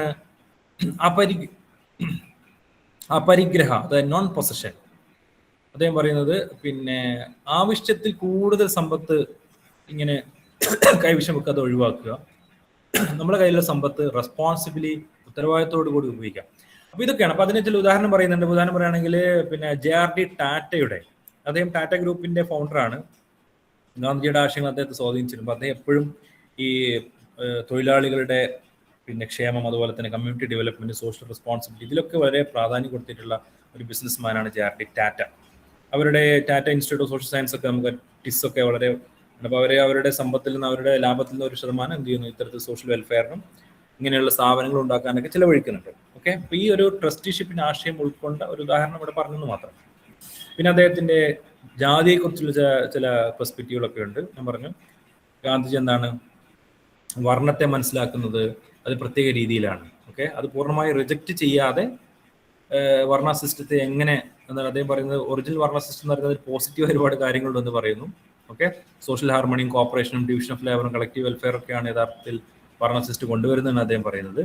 അപ്പോൾ അദ്ദേഹം പറയുന്നത് വർണ്ണ സിസ്റ്റം എന്നുള്ള യഥാർത്ഥത്തിൽ ഒരു നമുക്ക് ചെയ്യാനുള്ള ഡ്യൂട്ടിയാണ്, അതൊരു പിന്നെ റെസ്പോൺസിബിലിറ്റിയാണ്. ബ്രാഹ്മണ, ക്ഷത്രിയ, വൈശ്യ, ശൂദ്രൊക്കെ. ഓക്കെ, അപ്പോൾ അതൊരു പോസിറ്റീവായിട്ട് അദ്ദേഹം കാണുന്നത്. അദ്ദേഹം പറയുന്നത് വർണ്ണാശ്രമ ധർമ്മ, അദ്ദേഹം പറയുന്നത് വർണ്ണാശ്രമ ധർമ്മ ഉണ്ട് ശരിക്കും ട്രഡീഷണൽ ഹിന്ദു കൺസെപ്റ്റാണ്. അതിനകത്ത് നമ്മൾ ചെയ്യേണ്ട ഡ്യൂട്ടികൾ, നമ്മുടെ ജീവിതത്തിലുള്ള ചില സ്റ്റേജുകളൊക്കെയാണ് അദ്ദേഹം പറയുന്നത്. പക്ഷെ ഇതിനെയാണ് യഥാർത്ഥത്തിൽ എന്ത് ചെയ്യുന്നത് നമ്മളെ അംബേദ്കർക്ക് എതിർക്കുന്നത്. ഓക്കെ, അപ്പോൾ ഇങ്ങനെ വർണ്ണത്തെയും വർണ്ണധർമ്മത്തെയും അല്ലെങ്കിൽ ജാതിയെയും ഒക്കെ ഇങ്ങനെ അതിനെ ലെജിറ്റിമൈസ് ചെയ്യുക, അതിനെ സ്വീകരിക്കുക, അല്ലെങ്കിൽ അതിനെ ന്യായീകരിക്കുക, ആ ഒരു ആശയത്താണ് അംബേദ്കർ എതിർക്കുകയും ഒരു ജാതിയുടെ കാസ്റ്റിന്റെ ഉന്മൂലനം, അനീലേഷൻ ഓഫ് ദ കാസ്റ്റ് എന്ന രീതിയിൽ ഗാന്ധിജി വിമർശിച്ചുകൊണ്ട് അദ്ദേഹം അംബേദ്കർക്ക് അവതരിപ്പിക്കുന്നത്. ഓക്കെ, അപ്പൊ അദ്ദേഹം പറയുന്നത് യഥാർത്ഥത്തിൽ ഈ ഹിന്ദു മതത്തിന്റെ ആശയം എന്ന് പറയുന്നത് ഒരു ധർമ്മവും അതുപോലെ തന്നെ ജാതിയിലൂടെ വർണ്ണത്തിലൂടെ ഒരു സമൂഹത്തിനോട് കാണിക്കുന്ന ഒരു ജോലി വിഭജനവും അതുപോലെ തന്നെ ഒരു ഉത്തരവാദിത്വവുമാണ്. പക്ഷെ മനുഷ്യനാണ് പിന്നെ എന്ത് ചെയ്തത്, ഈ ജാതിയെ പിന്നീട് ഇന്റർപ്രറ്റ് ചെയ്ത് ഈ രൂപത്തിൽ മനുഷ്യത്വ രഹിതവും അല്ലെങ്കിൽ വിവേചനത്തിൽ അധിഷ്ഠിതമായിട്ടുള്ള രീതിയിലാക്കി മാറ്റിയത് മനുഷ്യനാണ് എന്നാണ് അദ്ദേഹം പറയുന്നത്. അപ്പൊ അതുകൊണ്ട് ഈ ജാതികൾ തമ്മിലുള്ള വ്യത്യാസം, ജാതികൾ തമ്മിലുള്ള ഈ പിന്നെ പരസ്പരമായിട്ടുള്ള ഒരു വ്യത്യാസങ്ങൾ അതൊക്കെ അദ്ദേഹം റിജക്റ്റ് ചെയ്യുകയും പൂർണ്ണമായിട്ടും ഈ തൊട്ടുകൂടായ്മയ്ക്കെതിരെ അദ്ദേഹം പോരാടുകയും ചെയ്തു എന്നുള്ളതാണ് നമുക്ക് കാണാൻ കഴിയും. ഓക്കെ, ഇതൊക്കെ വളരെ വിശദമായിട്ട് നിങ്ങൾക്ക് അറിയാവുന്ന കാര്യങ്ങളാണ്, കൂടുതൽ അത് പറയേണ്ട ആവശ്യമില്ല. അൺടച്ചബിലിറ്റിയെ കുറിച്ചും അതുപോലെ തന്നെ പിന്നെ നമ്മൾ സ്വരാജ് നമ്മൾ നേരത്തെ പറഞ്ഞു, സെൽഫ് റൂളിന്റെ കാര്യം നമ്മൾ പറഞ്ഞു. പിന്നെ അദ്ദേഹം ഹരിജൻ എന്ന് പറഞ്ഞ കൺസെപ്റ്റ്, അദ്ദേഹം ഈ അൺടച്ചബിൾസ് ആയിട്ടുള്ള ആളുകളെ വിളിച്ചിരുന്നത് ഹരിജൻസ് എന്നാണ്. ഹരിജൻസ് അർത്ഥം ചിൽഡ്രൻ ഓഫ് ഗോഡ്, ഈ ദൈവത്തിന്റെ മക്കൾ എന്ന അർത്ഥത്തിലാണ്. അത് ഈ അൺടച്ചബിലിറ്റി അനുഭവിക്കുന്ന ആളുകൾക്ക് ഒരു സെൽഫ് റെസ്പെക്ട് കൊടുക്കാനാണ് അദ്ദേഹം അത് ഉപയോഗിച്ചത്. പക്ഷെ അതും എന്ത് ചെയ്യുന്നില്ല, ഈ അംബേദ്കറിനെ പോലത്തെ ആളുകൾ അതൊന്നും അക്സെപ്റ്റ് ചെയ്യുന്നില്ല, അതിനെതിരെ പ്രതികരിക്കുകയാണ് ചെയ്തത്. അങ്ങനെ ഒരു ഈ ഹരിജൻസ് എന്നൊക്കെ വിളിച്ചിട്ട് അൺടച്ചബിൾസിന് അല്ലെങ്കിൽ എസ് സി വിഭാഗങ്ങളെയൊക്കെ ഇങ്ങനെ മഹത്വവൽക്കരിക്കുന്ന ഒരു രീതി അതിനെ ചോദ്യം ചെയ്യപ്പെട്ടു എന്നുള്ളതാണ്. ഓക്കെ, അതിനുവേണ്ടി അദ്ദേഹം പരസ്പരം ഒന്നിച്ച് ഭക്ഷണം കഴിക്കാനും അതുപോലെ തന്നെ ജാതികൾ തമ്മിലുള്ള കല്യാണങ്ങൾ അതിനൊക്കെ അദ്ദേഹം പ്രൊമോട്ട് ചെയ്യുകയാണ് ചെയ്തത്. അതുപോലെ തന്നെ ഈ ജാതീയത, കാസ്റ്റ് ഒക്കെ പൂർണ്ണമായും മാറണമെങ്കിൽ നമ്മുടെ മനസ്സ് മാറണമെന്നാണ് പറയുന്നത്. Change of heart as A real solution എന്നാണ് പറയുന്നത്. ഓക്കെ, ഈ നിയമങ്ങൾ കൊണ്ടുവന്നുകൊണ്ട് ജാതി ഉച്ചാടനം ചെയ്യാൻ നിയമങ്ങൾ കൊണ്ടുവന്നുകൊണ്ട് മാത്രം കാര്യമില്ല, മറിച്ച് നമ്മുടെ മനസ്സ്, ആറ്റിറ്റ്യൂഡ്, നമ്മുടെ പിന്നെ ധാർമ്മികമായിട്ടുള്ള റിഫോം, ഇതിലൂടെയൊക്കെ മാത്രമേ പൂർണ്ണമായിട്ടും ഈ ജാതീയത ഒഴിവാക്കിയിട്ട് ഇക്വാലിറ്റി പൂർണ്ണമായിട്ട് എസ്റ്റാബ്ലിഷ് ചെയ്യാൻ കഴിയുള്ളൂ എന്നുള്ളതാണ് ഗാന്ധിജിയുടെ ഒരു അണ്ടർസ്റ്റാൻഡിങ് എന്ന് പറയുന്നത്. അപ്പോൾ അതിനുവേണ്ടി അദ്ദേഹം ഒരുപാട് ഇത്തരത്തിലുള്ള പദ്ധതികൾ നടപ്പിലാക്കാൻ ആവശ്യപ്പെട്ടു. അൺടച്ചബിലിറ്റി ഒഴിവാക്കുക, അതുപോലെ തന്നെ ക്ഷേത്രപ്രവേശനത്തിന് വേണ്ടിയിട്ട്, അവരുടെ വിദ്യാഭ്യാസത്തിന് വേണ്ടിയിട്ട്, അതുപോലെ തന്നെ ജോലിയുടെ ഒരു ഡിഗ്നിറ്റി, അതുപോലെ തന്നെ ഗ്രാമങ്ങളെ റീകൺസ്ട്രക്ട് ചെയ്ത് കൊണ്ടുവരിക, ജാതികൾ തമ്മിലുള്ള വ്യത്യാസങ്ങൾ കുറച്ചു കൊണ്ടുവരിക, ഇത്തരം കാര്യങ്ങളൊക്കെ അദ്ദേഹം മുന്നോട്ട് വെച്ചു. അപ്പൊ അദ്ദേഹത്തിന്റെ സ്വദേശി അതുപോലെ തന്നെ ഇത്തരത്തിലാണ് പിന്നെ എന്താണ് സർവോദയ പോലെയുള്ള കൺസെപ്റ്റുകളെല്ലാം തന്നെ എല്ലാവർക്കും തുല്യത, ഈ ജാതീയതക്കെതിരെ ജാതി അടിസ്ഥാനത്തിലോ കാസ്റ്റ് അടിസ്ഥാനത്തിലോ ക്ലാസ് അടിസ്ഥാനത്തിലുള്ള ആശയങ്ങളെ എതിർക്കുക എന്നുള്ള രീതിയിലാണ്. പിന്നെ സ്ത്രീകളുമായി ബന്ധപ്പെട്ട ആശയങ്ങൾ ഇങ്ങനെ ജസ്റ്റ് പറഞ്ഞു പോകാനുള്ളൂ, അതായത് നമുക്ക് വായിച്ച് മനസ്സിലാക്കുന്ന കാര്യങ്ങളുള്ളൂ. സ്ത്രീകളെ കുറിച്ച് അല്ലെങ്കിൽ സ്റ്റാറ്റസ് ഓഫ് വിമനെ കുറിച്ച് എന്താണ് ഗാന്ധിജി പറയുന്നത്? അദ്ദേഹം പറഞ്ഞു പിന്നെ ഇത്തരത്തിലുള്ള ലിംഗവ്യത്യാസങ്ങൾ അദ്ദേഹം ചോദ്യം ചെയ്യുന്നു. അദ്ദേഹം പറയുന്നത് പുരുഷനും സ്ത്രീയും എല്ലാം തന്നെ ഒരേ മെന്റൽ അബിലിറ്റീസ് ആണ്, കപ്പാസിറ്റീസ് ആണ് ഉള്ളത്. അതുകൊണ്ട് സ്ത്രീകൾക്ക് ഈക്വൽ റൈറ്റ്സ്, ഈക്വൽ തുല്യ അവസരങ്ങൾ, തുല്യ അവകാശങ്ങൾ, തുല്യ സ്വാതന്ത്ര്യം ഒക്കെ കൊടുക്കണമെന്നാണ് അദ്ദേഹം പറയുന്നത്. അപ്പോൾ മനുഷ്യൻ എന്ന് പറയുന്ന ഒന്നാണ്, ഇതിൽ സ്ത്രീ പുരുഷ വ്യത്യാസങ്ങളൊന്നുമില്ല, എല്ലാവരും ഒരേ രീതിയിലാണ്. അതുകൊണ്ട് സ്ത്രീ പുരുഷൻ എന്നുള്ളത് വേറെ വേറെ ആയിട്ട് കാണാതെ ഒരു മനുഷ്യത്വത്തിന്റെ ഭാഗമായിട്ട് കാണുക എന്നുള്ളത്. അപ്പൊ അത്തരത്തിൽ പൂർണ്ണമായിട്ടും ജെൻഡർ ഡിസ്ക്രിമിനേഷനെ എതിർക്കുന്ന രീതിയിലാണ് അദ്ദേഹം നിലപാടെടുത്തത്. അതുപോലെ തന്നെ ഈ പുരുഷാവകാശം അല്ലെങ്കിൽ പുരുഷ മേധാവിത്വം, മെയിൽ ഡോമിനേഷൻ, അത് പൂർണ്ണമായിട്ട് അദ്ദേഹം എതിർത്തു. കാരണം പണ്ട് മുതലേ പുരുഷന്മാർ സ്ത്രീകളെ ഡോമിനേറ്റ് ചെയ്തു, അങ്ങനെയാണ് ഈ ഇനീക്വാലിറ്റി ഉണ്ടായിട്ടുള്ളത്. അതുകൊണ്ട് സ്ത്രീകൾക്ക് അവരുടെ അവകാശങ്ങൾ നിഷേധിക്കപ്പെട്ടു. ഇങ്ങനെയാണ് സ്ത്രീ വിരുദ്ധമായിട്ടുള്ള ഒരുപാട് പ്രാക്ടീസുകൾ നമ്മുടെ സമൂഹത്തിലേക്ക് വന്നത്. സ്ത്രീകളുടെ സ്വാതന്ത്ര്യത്തെ ഹനിക്കുന്ന, സ്ത്രീകളുടെ അവകാശങ്ങളെ നിഷേധിക്കുന്ന തരത്തിലുള്ള പ്രാക്ടീസുകൾ, അത് പിന്നെ ശൈശവിവാഹമാണെങ്കിലും പർദ സിസ്റ്റം ആണെങ്കിലും ഡൗറി ആണെങ്കിലും സതി പ്രാക്ടീസ് ആണെങ്കിലും ഒക്കെ വന്നത് ചരിത്രപരമായിട്ട് പുരുഷൻ സ്ത്രീകളെ ഡോമിനേറ്റ് ചെയ്തുകൊണ്ടാണ് എന്ന് അദ്ദേഹം പറയാം. അപ്പൊ അദ്ദേഹം പറയുന്നത് ഒരു ഭാര്യയും ഭർത്താവും, ഹസ്ബൻഡും വൈഫ് എന്ന് പറയുന്നത് ഈക്വൽ പാർട്ട്നേഴ്സ് ആണ്. ഹസ്ബൻഡ് ആൻഡ് വൈഫ് എന്ന് പറയുന്നത് എന്താണ്, ഒരു വണ്ടിയുടെ പിന്നെ എന്താണ് ചക്രങ്ങൾ പോലെയാണ്. Husband and wife are like 2 wheels of A car. ഒരു വണ്ടിയുടെ 2 ചക്രങ്ങൾ പോലെയാണ് ഒരു ഭാര്യയും ഭർത്താവും വർക്ക് ചെയ്യേണ്ടത്. അപ്പോൾ അതുകൊണ്ട് ഇതേ രൂപത്തിൽ വർക്ക് ചെയ്യാതെ, ഒരു ജെൻഡർ ഇക്വാലിറ്റി എൻഷുർ ചെയ്യാതെ ഒരിക്കലും ഒരു സമൂഹത്തിന് മുന്നോട്ട് പോകാൻ കഴിയില്ല എന്നുള്ളതാണ്. എല്ലാ മേഖലയിലും ജെൻഡർ ഇക്വാലിറ്റി ഉണ്ടെങ്കിൽ മാത്രമേ, അത് ജോലിയിലാണെങ്കിലും കൂലിയിലാണെങ്കിലും മറ്റെല്ലാ മേഖലയിലും ജെൻഡർ ഇക്വാലിറ്റി ഉണ്ടെങ്കിൽ മാത്രമേ സമൂഹത്തിന് മുന്നോട്ട് പോകാൻ കഴിയുകയുള്ളൂ. അപ്പൊ അങ്ങനെ എല്ലാ മേഖലയിലുമുള്ള സ്ത്രീകളുടെ ഒരു ബഹുമാനം, വിമൻസ് പേഴ്സണാലിറ്റി, അവരുടെ ഒരു പേഴ്സണാലിറ്റി അംഗീകരിക്കുന്ന സമൂഹത്തിൽ സ്ത്രീകളുടെ റോൾ എന്താണ് എന്ന് കൃത്യമായി അടയാളപ്പെടുത്തുകയും അത് മനസ്സിലാക്കുകയും ചെയ്തിട്ടുള്ള ഒരു മഹാത്മാവായിരുന്നു ഗാന്ധിജി എന്ന് പറയുന്നത്. അപ്പോൾ സ്ത്രീകളെ ഒരിക്കലും വീടിനകത്തേക്ക് തളച്ചിടാതെ വിദ്യാഭ്യാസം, സാമൂഹിക പുരോഗതി, അത് രാഷ്ട്രീയം, സാമ്പത്തിക മേഖല, മറ്റെല്ലാ മേഖലയും, പ്രത്യേകിച്ച് നമ്മുടെ നാഷണൽ മൂവ്മെന്റ്, പിന്നെ ദേശീയ പ്രസ്ഥാനങ്ങൾ, സ്വതന്ത്ര പ്രസ്ഥാനങ്ങളിലേക്ക് സ്ത്രീകളെ ആകർഷിച്ച യഥാർത്ഥത്തിൽ ഗാന്ധിജിയായിരുന്നു. ഗാന്ധിജിയുടെ ഒരു പിന്നെ പ്രഖ്യാപനം ഉൾക്കൊണ്ടുകൊണ്ട സ്ത്രീകൾ വ്യാപകമായിട്ട് സ്വതന്ത്ര പ്രസ്ഥാനത്തിലേക്ക് വരികയും അതിൽ പങ്കെടുക്കുകയും ചെയ്യുന്നു. ഓക്കെ, അപ്പൊ അതിൽ ഒരു സ്ത്രീത്വത്തോടുള്ള അല്ലെങ്കിൽ സ്ത്രീകളുടെ സ്റ്റാറ്റസിനോടുള്ള, സ്ത്രീകളുടെ റോളിനെ കുറിച്ചുള്ള ഗാന്ധിജിയുടെ നിലപാടുകൾ അതിൽ പ്രധാനമാണ് എന്നുള്ളതാണ്. ഓക്കെ, അപ്പൊ അതുകൊണ്ട് സ്ത്രീകൾക്കുള്ള ആ ഒരു കരുണ, അവരുടെ കെയർ ഗിവിംഗ് അബിലിറ്റി, അവരുടെ ക്ഷമ, അവരുടെ മറ്റു ക്വാളിറ്റികളൊക്കെ അംഗീകരിച്ചുകൊണ്ട് അവരെ പൊതുമേഖലയിലേക്ക് കൊണ്ടുവരാനാണ് ഗാന്ധിജി ആവശ്യപ്പെട്ടത്.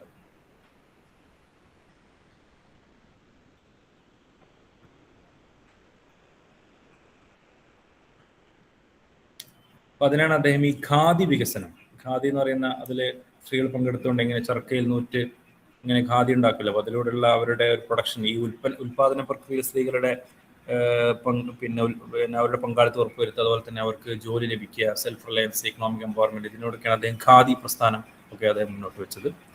അപ്പൊ ഇങ്ങനെ ഈ സ്പിന്നിങ്, ഖാദി പ്രൊഡക്ഷൻ, കോട്ടേജ്, ഈ കുടിൽ വ്യവസായത്തിലൂടെയൊക്കെ അതിന് പ്രാധാന്യം കൊടുക്കുകയും അതിൽ സ്ത്രീകളുടെ പങ്കാളിത്തം ഒക്കെ ഉറപ്പുവരുത്താനുമാണ് അദ്ദേഹം അതിനുവേണ്ടി ശ്രമിച്ചത്.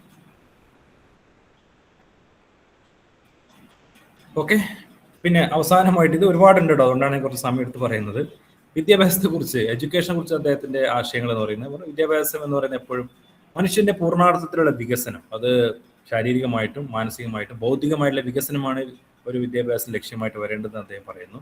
ഓക്കെ, അപ്പൊ അതുകൊണ്ട് ഇതും എന്താ പറയുക, ബ്രിട്ടീഷ് വിദ്യാഭ്യാസത്തെ അദ്ദേഹം ക്രിട്ടിസൈസ് ചെയ്ത് അതിനെ വിമർശിച്ചു. കാരണം പിന്നെ ബ്രിട്ടീഷ് വിദ്യാഭ്യാസം എപ്പോഴും ഇന്ത്യൻ സംസ്കാരത്തെ നിരാകരിക്കുകയും അതുപോലെ തന്നെ എപ്പോഴും ഇന്റലക്ച്വൽ ഡെവലപ്മെന്റ് മാത്രം ഫോക്കസ് ചെയ്യുകയും ചെയ്തിട്ടുള്ള ഒരു കാര്യമാണ്. അതുകൊണ്ട് വിദ്യാഭ്യാസം എന്ന് പറയുന്നത് എപ്പോഴും നമ്മളെ തല, ഹെഡ്, അതുപോലെ തന്നെ നമ്മുടെ ഹാർട്ടിനെയും കൂടി, അല്ല മൊറാലിറ്റി, നമ്മുടെ ധാർമ്മികത, അതുപോലെ തന്നെ ഹാൻഡ് സ്കിൽ. അപ്പം ഹെഡ്, ഹാർട്ട്, ഹാൻഡ്, നമ്മുടെ തല, ഹൃദയം, കൈകൾ, ഇതിനെയൊക്കെ ഡെവലപ്പ് ചെയ്യുന്ന, വികസിപ്പിക്കുന്ന രീതിയിലായിരിക്കണം വിദ്യാഭ്യാസം എന്ന് പറയുന്നത്. പിന്നെ ഇംഗ്ലീഷ് മീഡിയം എന്നുള്ളത് അതൊരു പ്രശ്നമാണ്, ഇത് മോഡേൺ എഡ്യൂക്കേഷൻ്റെ പ്രശ്നമാണ്. അതുകൊണ്ട് നമ്മുടെ ഭാഷയൊക്കെ മറന്നുകൊണ്ട് ഒക്കെ, അല്ലെങ്കിൽ നമ്മുടെ ഭാഷയെ പ്രാധാന്യം കൊടുക്കുന്ന രീതിയിലല്ല ബ്രിട്ടീഷ് വിദ്യാഭ്യാസം എന്ന് പറയുന്നത്. അതുപോലെ തന്നെ എപ്പോഴും സമൂഹത്തിൽ ഒരു എലൈറ്റ് ക്ലാസ്സിനെ ക്രിയേറ്റ് ചെയ്യുന്ന രൂപത്തിലാണ് മോഡേൺ ബ്രിട്ടീഷ് വിദ്യാഭ്യാസമൊക്കെ വർക്ക് ചെയ്തത്.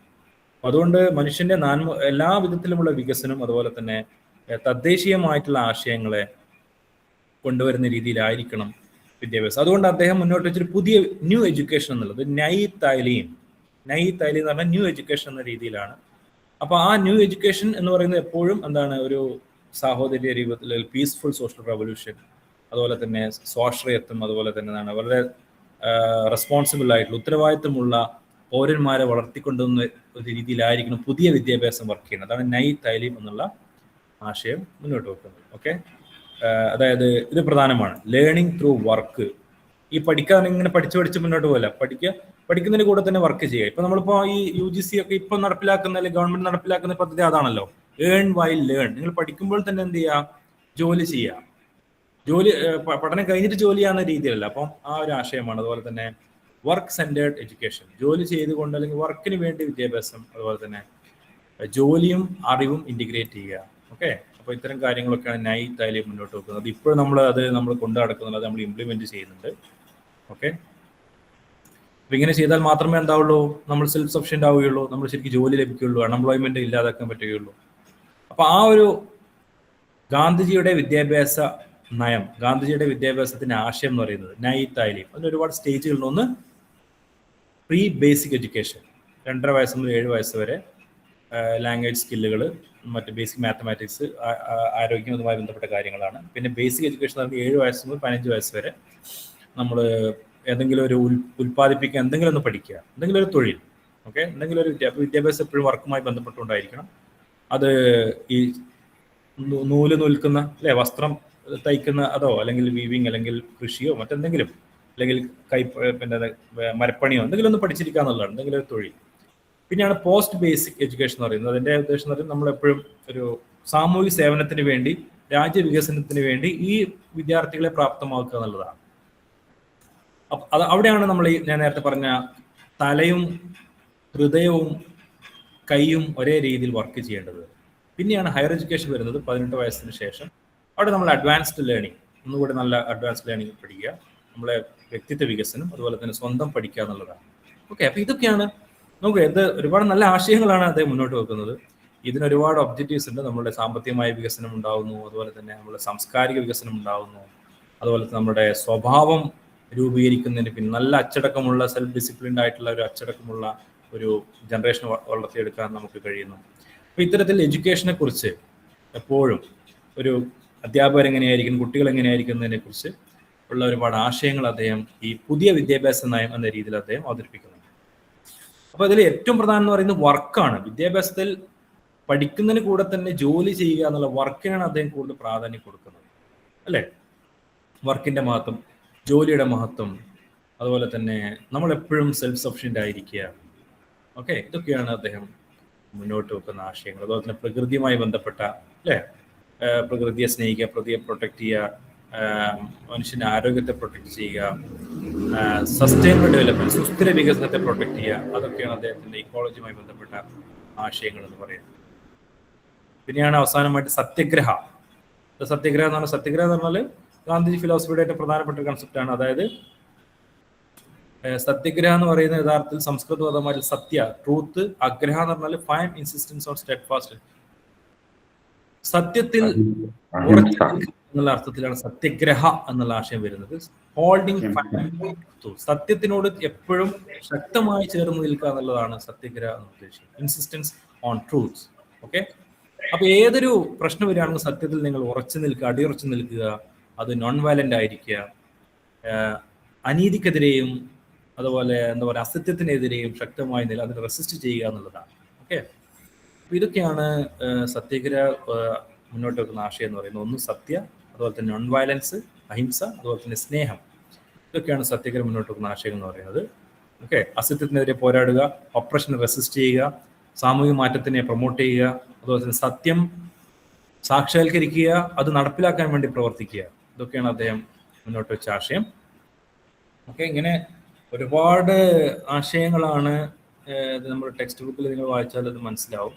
ഓക്കെ, അതൊരു ദൈവികമായിട്ടുള്ളൊരു കാര്യമായിട്ടാണ് അദ്ദേഹം സത്യഗ്രഹത്തെ അദ്ദേഹം കാണുന്നത്.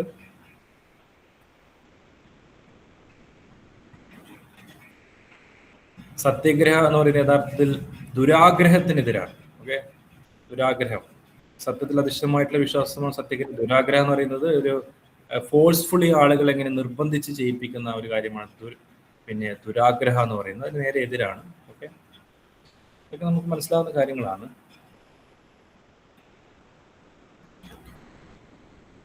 പിന്നെ ഈ എന്താണ് ഈ സത്യഗ്രഹം എന്ന് പറയുമ്പോൾ പിന്നെ ഇതിന് എന്ത് വഴികളിലൂടെയൊക്കെ നമുക്ക് സത്യാഗ്രഹം ചെയ്യാൻ പറ്റും? ഒന്ന് വെച്ചാൽ നോൺ കോപ്പറേഷൻ, നിസ്സഹകരിക്കുക. അതായത് നമ്മളിപ്പോ ഒരു അസത്യം കാണുകയാണെങ്കിൽ, ഒരു അൺജസ്റ്റ് നീതികേട് കാണുകയാണെങ്കിൽ അതിനെ എന്ത് ചെയ്യുക, അതിനെ നമ്മൾ നിരാകരിക്കുക, അതിനോട് സഹകരിക്കാതിരിക്കുക. സിവിൽ ഡിസൊബീഡിയൻസ്, നമ്മൾ അങ്ങനെയുള്ള ഒരു നിസ്സഹകരണ പ്രസ്ഥാനം, നമ്മളെ ബാധിക്കുന്ന അൺജസ്റ്റ് ആയിട്ടുള്ള നിയമങ്ങളാണെങ്കിൽ അതൊന്നും സഹകരിക്കാതിരിക്കുക. പിന്നെ നേരിട്ട് പ്രവർത്തിക്കുക, അതുപോലെ തന്നെ വ്രതമനുഷ്ഠിക്കുക, അതിനെതിരെ എന്ത് ചെയ്യുക, നമ്മൾ ഇങ്ങനെ പറയില്ലേ, പിന്നെ നിരാഹാര സത്യഗ്രഹം, നിരാഹാരം, ഫാസ്റ്റിംഗ്, അതുപോലെ തന്നെ ബോയ്ക്കോട്ട് ചെയ്യുക, സ്ട്രൈക്ക് ചെയ്യുക, ധർണകൾ നടത്തുക, പിക്കറ്റിംഗ് നടത്തുക, പിന്നെ ടാക്സ് അടക്കാതിരിക്കുക, ഇതൊക്കെ അതിന് വഴികളാണ്. അപ്പോൾ ഇത്തരം വഴികളിലൂടെയൊക്കെയാണ് സത്യഗ്രഹം എന്നുള്ള ആശയം നടപ്പിലാക്കേണ്ടതെന്നാണ് പറയുന്നത്.